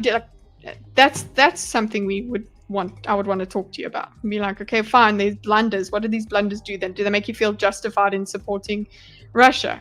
Then that's stupid. Still recognize that Vladimir Putin invaded a country and is responsible for, at least hundreds of thousands of people dying. And, my wait, sorry, while at least also still recognize that Vladimir Putin invaded a country and is responsible for, at least hundreds of thousands. Okay, we can also recognize invaded a country. This is my thing, is the invasion point here. And he tries to be like, well, you provoked Russia by talking about putting Ukraine in NATO. And for me, my basic opinion with that is just it. So, like, that shouldn't be a provocation. They're like, no, you make. They're acting as if Ukraine was going to now beef up themselves up and then attack Russia, and that became a threat. That's what I'm understanding from my very limited understanding of war. Okay, but it just seems to me that war and NATO, very low understanding of it. But it just seems to me like you made it more impossible for you to invade this other country, and that's a provocation. I just don't understand that. Ukraine wore that short skirt. Well, yeah, and you know who gave it the short skirt? It's the Westerners. They gave the short skirt. That's what I'm getting from this. Please interact with this argument. I don't know. I haven't actually had. I think people have gotten too angry whenever we've gotten talking about Ukraine and things like that. NATO is literally there to fight Russia. Yeah. So, but the thing is, Russia wants to be able to do Russia just wants to be able to do whatever it wants and just go into Ukraine.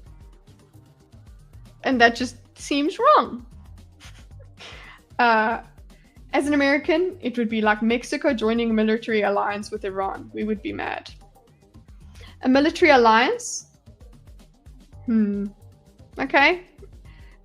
You would be mad because what? They're beefing themselves up and they're going to attack you. That's the idea as an American. Mexico. Whereas Ukraine. Like, so that would be this danger. Like, that means that they're now allowed to attack? I don't know, man. That's risk reward. Hydra, they did both things. Period of appeasement followed by period of antagonizing.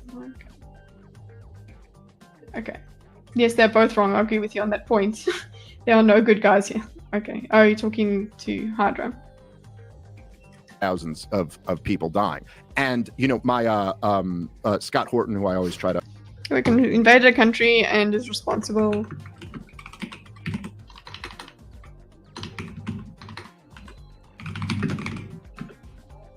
Hundreds of thousands people die. Okay, he's responsible for a war, yes. Promote on here. He just wrote this book called Provoked. You know, my Scott Horton, who I always try to promote on here, he just... Scott Horton. My Scott Horton, he says. Scott Horton wrote Provoked. Okay, and in this... Just wrote this book called Provoked. I think it's the best book that's been written on the history leading up to the war between... Book on the history, okay. On history leading up to the war. Okay, what else is next? It basically takes you from the collapse of the Soviet Union up to the war in Ukraine. And okay. Of Soviet Union to Ukraine. Okay. Cool. It gives us the history of that.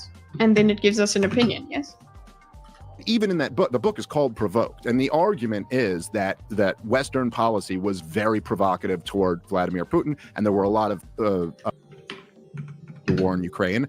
And even in that book, the book is called Provoked. And the argument is that Western policy was very provocative toward Vladimir Putin. And the argument is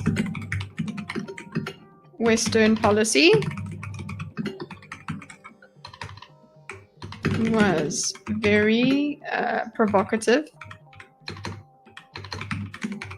towards Vladimir Putin. Arguing about war and morality on morality lines is kind of boring. We all agree it's hard to separate moral intuition, though. But if you don't, you just wish cast. Yeah, I suppose that's basically what I do is I sit and I wish cast and say I hate it. But then you have to really get ugly and get sticky and go, okay, fine. Do we let the bad guy win because that means fewer lives? Then you get into the ugly part of utilitarianism. That kind of, oh, is this really like this is the least bad solution, I guess. But that is the role of the leaders in wars, I suppose. We got mad when Russia put nukes in Cuba. Okay, I need to understand a bit more about what is entailed with them having. The way I understand NATO is if you're in NATO and you get attacked, then you will have support. Okay? The attack part is a problem. The attack part for me is the movement, is the thing that causes the problem. So don't attack. But they're just going, oh, well, you provoked me, which is just, I don't know. That it's just the way I'm really viewing it from a very individual human point of view. Yeah. The world is ugly. We can have both discussions, the great power one and the moral one. I feel like the moral conversation is like 2 minutes long. It's not even. It's one sentence. War bad. But yeah, just how do you allow that? There were a How lot do you of allow one nation to attack another? off ramps that could have been explored and should have been explored. But Or support one nation attacking another? argument is that Western policy was very provocative toward Vladimir Putin, and there were Like, I know that what actually happens is that one nation will have a claim on another, the land, what. I know that that's how it works. a lot of off ramps that could have been explored and should have been explored. Yeah, that's basically it. I want the shit that you have. That's wars. But he has an entire chapter in the book where he is saying, like, look, Putin had a lot of other options. Okay, so there is a chapter where he says Putin was bad. Okay, let's put this here. But there is a chapter.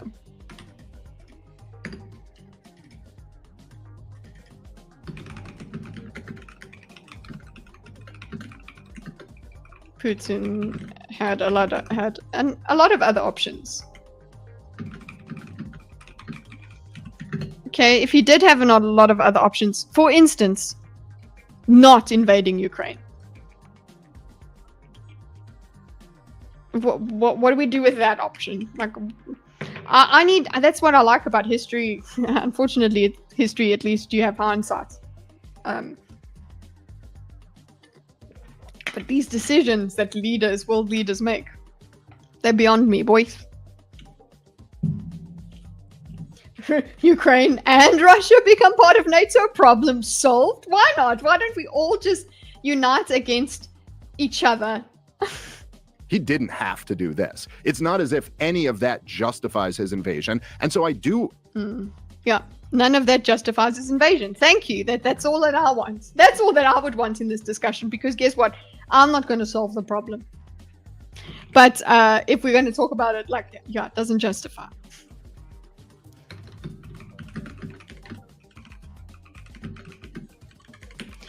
But it just, he's getting into the weird thing.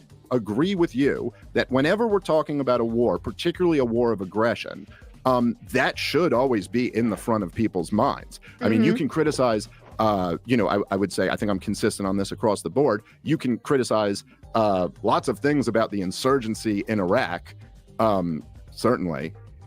You can do it, Kitty, solve the problem. If I finish this diagram, everything will sort itself out. But you should remember that George W. Bush invaded the country when he shouldn't have. Okay, move on. Certainly.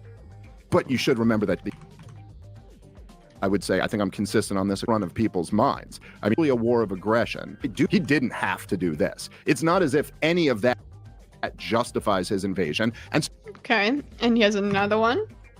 so I do agree with you that whenever we're talking about a war, particularly a war of aggression, that should always be in the front of people's minds. I mean, you can criticize, I would say, I think I'm consistent on this across the board. You can criticize lots of things. Hey, a war of aggression.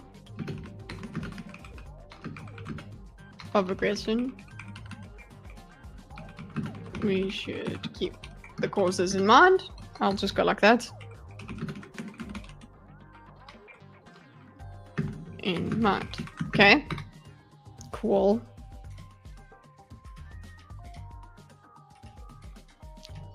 Then here's an example. He goes and he says he's consistent about it. You can criticize lots of things, okay?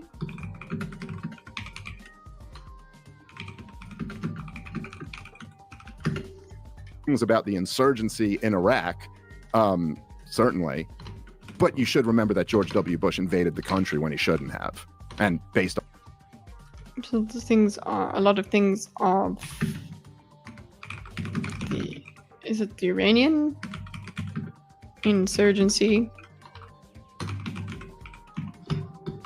But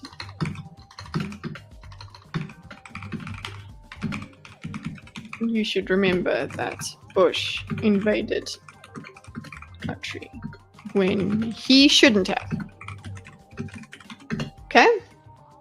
Off lives. So I say that when my government does it, I'll say it when the Russian government does it also. That being said, there's a very strong argument that there were many policies that the US, NATO and Europe as well. But that being said, are you going back? Okay.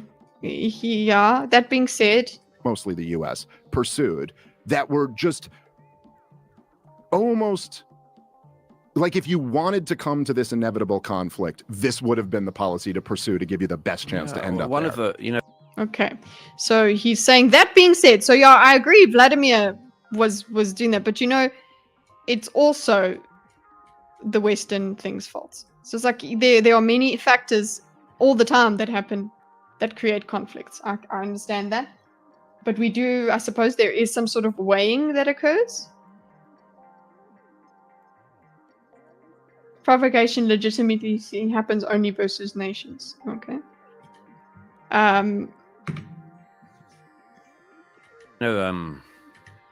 Because he says there are legitimate reasons.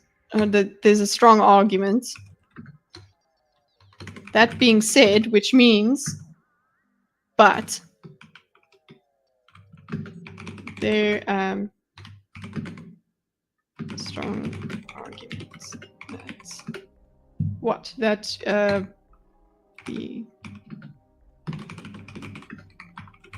is made this conflict somewhat inevitable. I'm just going to put that. I reworded him.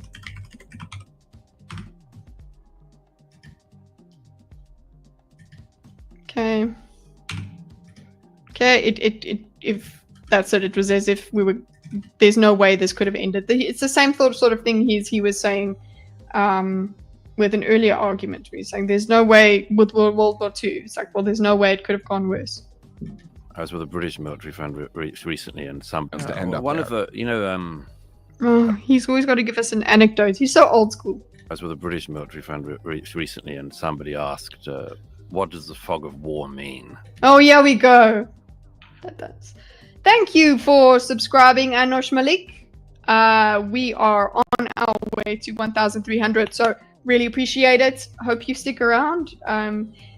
Interact with us in chat respectfully, and we're good. Okay, the fog of war. This fog of war thing is now quite a thing. It's a story. Which, I mean, it's good. Okay, so here is where he goes. This is his response, I suppose. And I wish I had this in transcript. Let's see if I can find it. Fog of war. Look for it. Not headings, results. We couldn't find what you're looking for. Fog.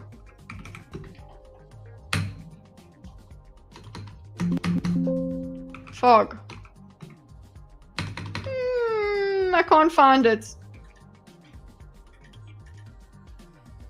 That's a fair point. Let me just put back on one thing, the idea that US or NATO caused this war. Okay, so we're waiting there. We're waiting for US... Gosh. And he gave a brilliant example of what it means on the battlefield, which a lot of people don't understand. There's a version of the fog of war in history. Okay, so let's just go rephrasing. Fog of war. Okay. That's a concept that we get from Douglas. Yeah, it's not a I'm not saying it's a bad thing that he brought this up, but it's just it takes a long while to get around it. That's why I reacted that way. Fog of war. Okay, and we have history as well. The great Czech writer Milan Kundera. He's got citations, boys. Too. I guess it's against the this. I suppose he's got some references. Scott Horton. So he's like, well, I've got Milan Kundera. Can we all agree that this guy's not the best at presenting points? Yes, I think we can. Had this beautiful phrase in a book of his from the 90s called Testament. Like he could probably present points a little bit better in just a general, not really conflict conversation, just expound. Like he's good for somebody who agrees with it. But yeah, just It's betrayed.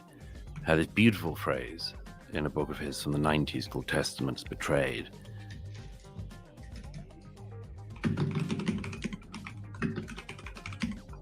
Okay. Well, he said, the odd thing... Oh, this is sorry. The performance of this is getting... he's certainly capable, but I don't know what happened, yeah. About mankind is, he said, we walk through life in a fog, and we stumble along a path, and we create the path as we stumble along it. So that's not the interesting thing. The interesting thing is that when we look back, we see the man, we see the path, but we don't see the fog. Like, okay. Like, I know it's very deep and epic, but I don't know. It just doesn't work. How much is he supposed to dumb things down? Yeah, you're right, Moody Bot. He can't dumb things down all the way. I guess we are impatient because we're looking at it in such detail. I suppose in a conversation, this sort of thing is easy, and the vocal fry is annoying as hell. Yeah. So I guess I'm very sensitive to it, because of the context we're in with it. Focusing on him. Betrayed. It's like when I first heard it, I was like, this is cool. What's there to dumb down? It's not about dumbing down. It's his performance of it. That's actually it. It's the performance. That's what we get. That's my problem, if we want to call it a problem. He doesn't have to dumb it down. Okay, fog of war. We go about life in a fog, and we stumble. I'm gonna rephrase. Sorry, Jack's rephrasing.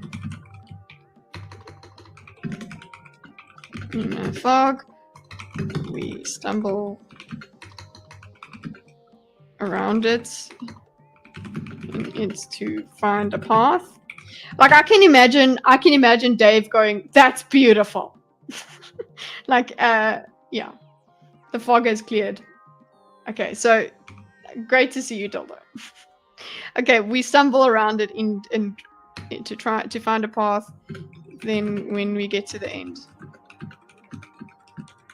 we only see the path and not the fog.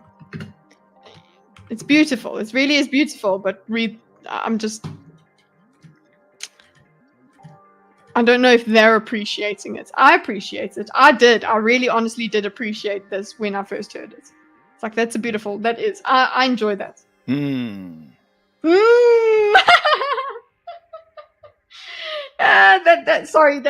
See, because we are talking to meatheads. Everything looks inevitable. We don't see the fog.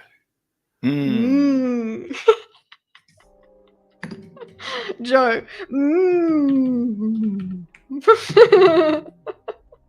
Go, Rogan, go. It's good. It was a good response. Everything looks inevitable when you're standing in the present. Oh. Everything looks... Look, it's a good point. This is a good point. He's trying to say that, yeah, this all makes sense, and you can, in retrospect, you can make all these decisions or these opinions about what has happened. I understand that. I do. But what do you do with this opinion in real time? What do you do with that? Does it make you become anti-war on Ukraine, or does it make you hate Zelensky? What does it make you do when you think of these things, when you have these opinions? Everything looks like it was going to happen this way. it is a direct response of what he's talking about. He's saying it was going to be it. The policies made it inevitable. There's only one way. Essentially, what he also said here is like there was only one way it could go, and that was conflict. Okay, so it is a direct response what he's talking to here. Let's go back and word it. And you in the present.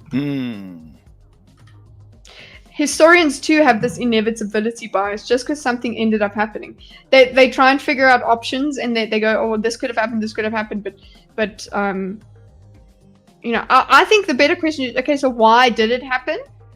And yeah, I guess part of history, I don't know, you tell me, part of history, the exploration of history is, yes, you do think about what are the alternatives that could have happened, but what is more important is figuring out the why of what did happen.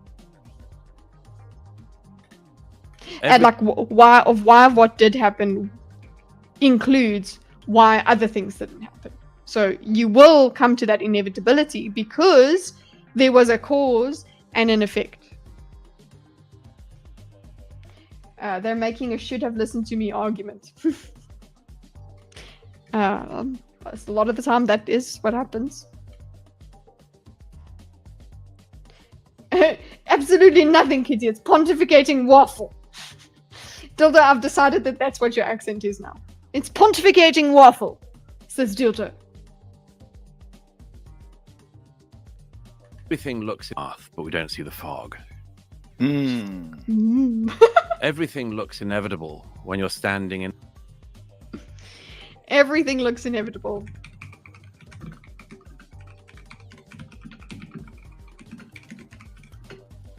In the present. In the present. I don't disagree with him. It falls on deaf ears, really. Because the dislike of Douglas gets in the way of hearing. And I'm saying their dislike. Everything looks like it was going to happen this way, and you have these end.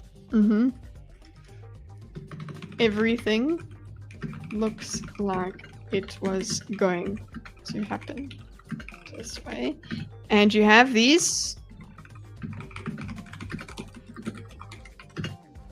endless, often fascinating, often futile explorations of what might have been. Endless, often fascinating, often futile explorations of what might have been. I agree with you, but that's humans. That's what we're gonna do. Hello! I'm busy making a fucking diagram of your conversation. Did anyone ask me to? No. Do I want to do it? Yes. Is it fascinating to me? Yes. Is it futile? Yes. But I'm still doing it. Why? Because I'm human. I'm curious. I don't know. I have an opinion, and I want to go through it and extract the richness of the conversation. But it doesn't take into account the fog. It's a very good point. Doesn't take into account the fog. Let's take into account the fog. I feel like Murray is growing on me in a strange way. It's when you get to just spend time in his words, okay? Then you can go, oh, he's not stupid. You understand he's actually very intelligent, and you understand he's got good opinions, but when he is busy fighting about things, he doesn't make these arguments to the fullest, or we don't know the full extent of his ideas, because he's shying away from what he might be advocating for, and what he might be advocating for is regulation. Are we human? Or are we kitty? I love that! I love that! Common! Oh my gosh, that's it. That's my favorite. Are we human? Or are we kitty? Extract the richness. That sounds like a barista from the internet debates. But for internet. There we go. This is a great description. I should put that in my channel trailer. Like a barista for internet conversations. Internet debates. Hurrah. And the fog of Russia. Fog. after Do we the have to fall say of the Soviet- fog? Stop saying fog. But I guess that's just how you say it. Okay. Take into account of the fog. I'm very interested in the fog. Defogging. Let's defog. But I'm no historian, and I'm sure it's quite difficult because you are dealing. History is dealing with humans, and humans are biased. Weird fog. Union was pretty considerable. Russia, take into account the fog. It's a very good point. And the It's a very good point. Thank you. Very good point. We're in the agreement. We're in the agreement phase of something. We're talking about things we agree with a little bit before we go into more debate. fog of Russia after the fall of the Soviet Union. Okay, the fog. Russia after the fall of the Soviet Union. Was pretty considerable. The efforts in the 1990s to bring them into a more obvious part of the international order failed. Okay, so we're talking about was considerable. Okay, next point is trying to bring them into the more, what did he call it? Attempts to bring them into the more obvious of the international order failed. Okay, those are things you can actually say in history. Okay, the factual things, what worked, what did not. The why is very difficult, and you can fuck around with it. My own view has always I think I believe in 3 different versions of history. What are those? been that, in part, we missed an opportunity to pay a kind of civilizational respect to the Russians. Okay, I think that's controversial. Pay was been that, in part, we missed an opportunity.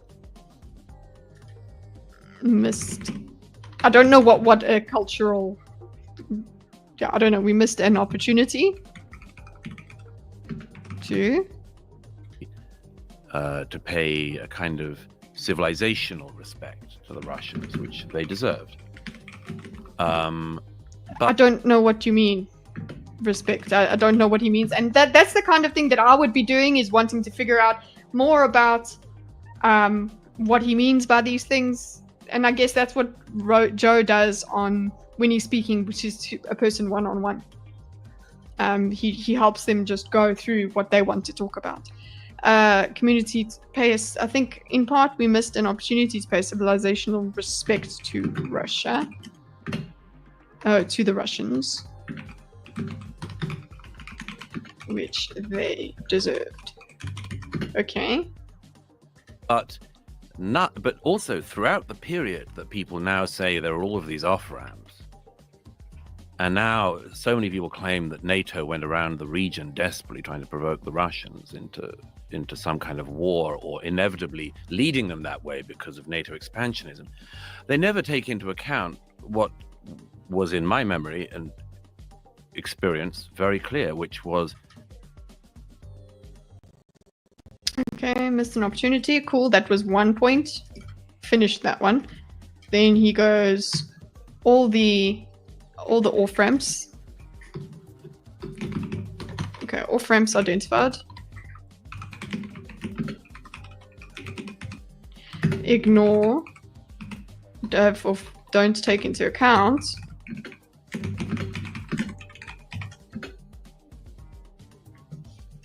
NATO didn't go around recruiting. Wait, sorry, did we just go? Never take into account desperately trying to provoke the Russians into some kind of war, or inevitably region desperately trying to provoke the Russians. And now so many people claim that NATO went around the region. Okay, and so many people there, many off-ramps identified now, they say. So many people claim that NATO went around the region recruiting. Hello. And desperately trying to provoke the Russians into. Yeah. I've actually got a few minutes left only. Let's into see. some kind of Maybe we'll get him done on this speech, and we are done with an hour of the debate. war, or inevitably leading them that way because of NATO. No, you know what I want to do? I want to get to the point where my transcript is back on track. I think that will make me feel very good. Okay, so many people claim that NATO went around the region recruiting. Did he say recruiting? Oh, so many that people now say there are all of these off-ramps. And now so many people claim that NATO went around the region desperately trying to provoke the Russians into some kind of war. Okay, not recruiting. Sorry. Whoa. They went around the region desperately. Provoke the Russians into a war. Okay, that's what they're saying. Or inevitably leading them that way because of NATO expansionism. Inevitably.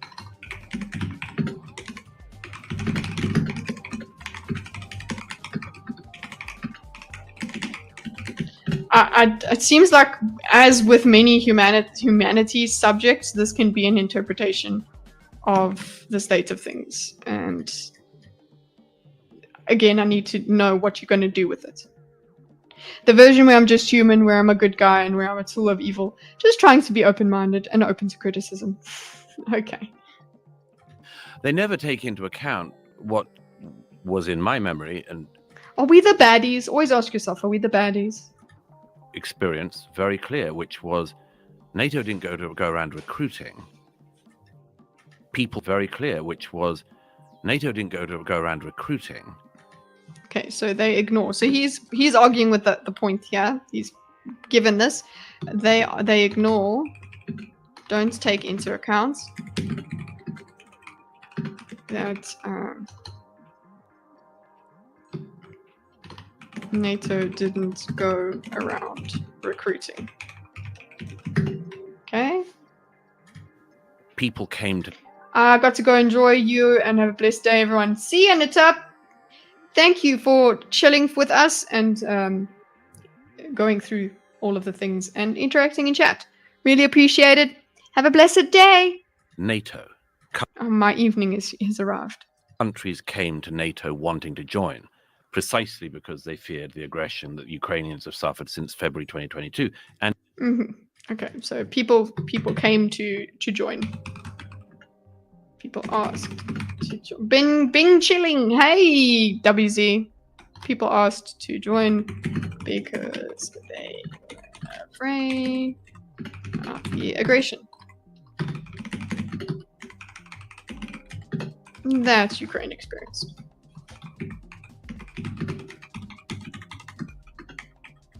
Okay, since 2022. Okay, I suppose that's it. What do we do further with this? And indeed before. I was in Georgia just after the 2000. Morning, Lucy. How are you? And indeed before. Okay, cool. Now he's going. I was in Georgia. Okay. 2008 war began. The country, not the state. Always has to be confirmed. Otherwise, Okay. people are like, what? Right. Who invaded Georgia? We attacked Georgia. They're the bastards. But I was in the country Okay, we had a joke there. of Georgia, and Putin had tried to invade them, had seized South Ossetia and Abkhazia, and they were desperate to join NATO. In fact, they're desperate to join the European Union. I rather frivolously said to a Georgian friend. Oh God! You see, keeps swearing off. He's a boomer. Okay, let's see if I'm still not getting to my transcript. If you want, we can swap. You can take our British membership of the EU. But in the NATO thing, they were desperate for it. And they were desperate for it precisely for the reason that many of the Ukrainians were desperate for it, which was only way to stop Putin expansionism. Okay. So, in the whole fog of the post-Soviet era, that is one of the many things that gets left out of the conversation. And by the way, Putin's actions in Okay, I'm gonna have to go back, February guys. Sorry, 20,000, this the is reason and just after the 2008 war began, the country, not the state, always has to be. okay. He was in Georgia. He was in Georgia, boys. Should we have an anecdotes label?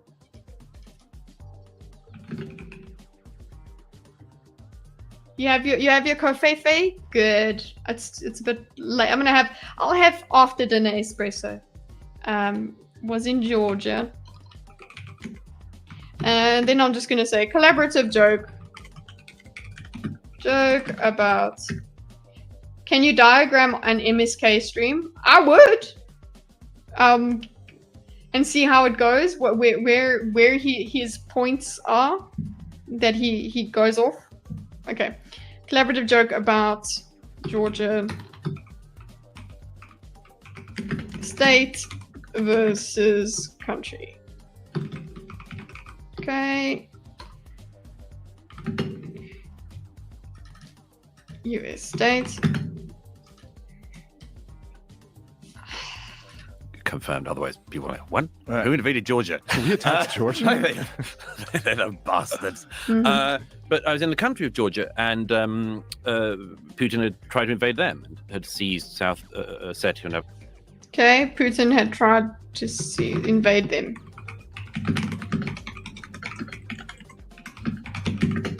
Okay. I think that's it. No, sorry, we need 7 more seconds. Abkhazia. And they were desperate to join NATO. In fact, they're desperate to join. And they were desperate to join NATO. Join the European Union. Or, in fact, join EU. Okay, cool. I rather frivolously said to a Georgian. Oh my god. So in the anecdote, he went to another anecdote. Okay, I rather frivolously said to a person that to a friend of mine that we could change. Like, do I need this? No, I don't. I'm sorry, I don't. This is what happens when I try and be consistent with details. Like, the people aren't consistent with detail. They go into way too much detail a lot of the time, but that's just conversations. And now I'm thinking about the Model UN episodes from Community and Troy Gets Georgia. You know what? I want to watch Community. A frivolous anecdote. You need it. I do. It'll make the point better. But you know what? That is hour 1 done. Okay? I guess I can try and figure out the transcript tomorrow. Come back tomorrow. Okay? Tomorrow morning. My morning, not yours. I will be continuing because I am not putting on this on the DNF. Okay, just come and chill with me. Okay, come and chill and see how far I get. You don't even need to care. Okay, just come and chill and see how far I get because I'm going through this. There are a whole bunch of reaction videos and things to go through, but I'm busy still trying to fucking diagram this. And yes, I think what we have noticed is that it is very time consuming. But I like going into this much depth. Just come and chill. Bye, Kitty. Hope you have a nice day. Thank you very much. Guys, have a nice life. And I will see you in the morning for more. Let us put the the thingy. If you guys want to see the diagram, there is a link. I'll put the link in the description. So you can go and look at parts of it and comment. Well, you won't comment on it, but you could put it in the comments what you think. Let's put the time stamp 100. 10001. The frivolous anecdote. Okay. Control S, and there we go. Communities so underrated. Yeah. Bye, colonizers. See ya. Let's turn the music off. Just hold on. It's a good way to go. Anyway. Have a nice life. Okay, thanks. Bye. Go and subscribe, you shit.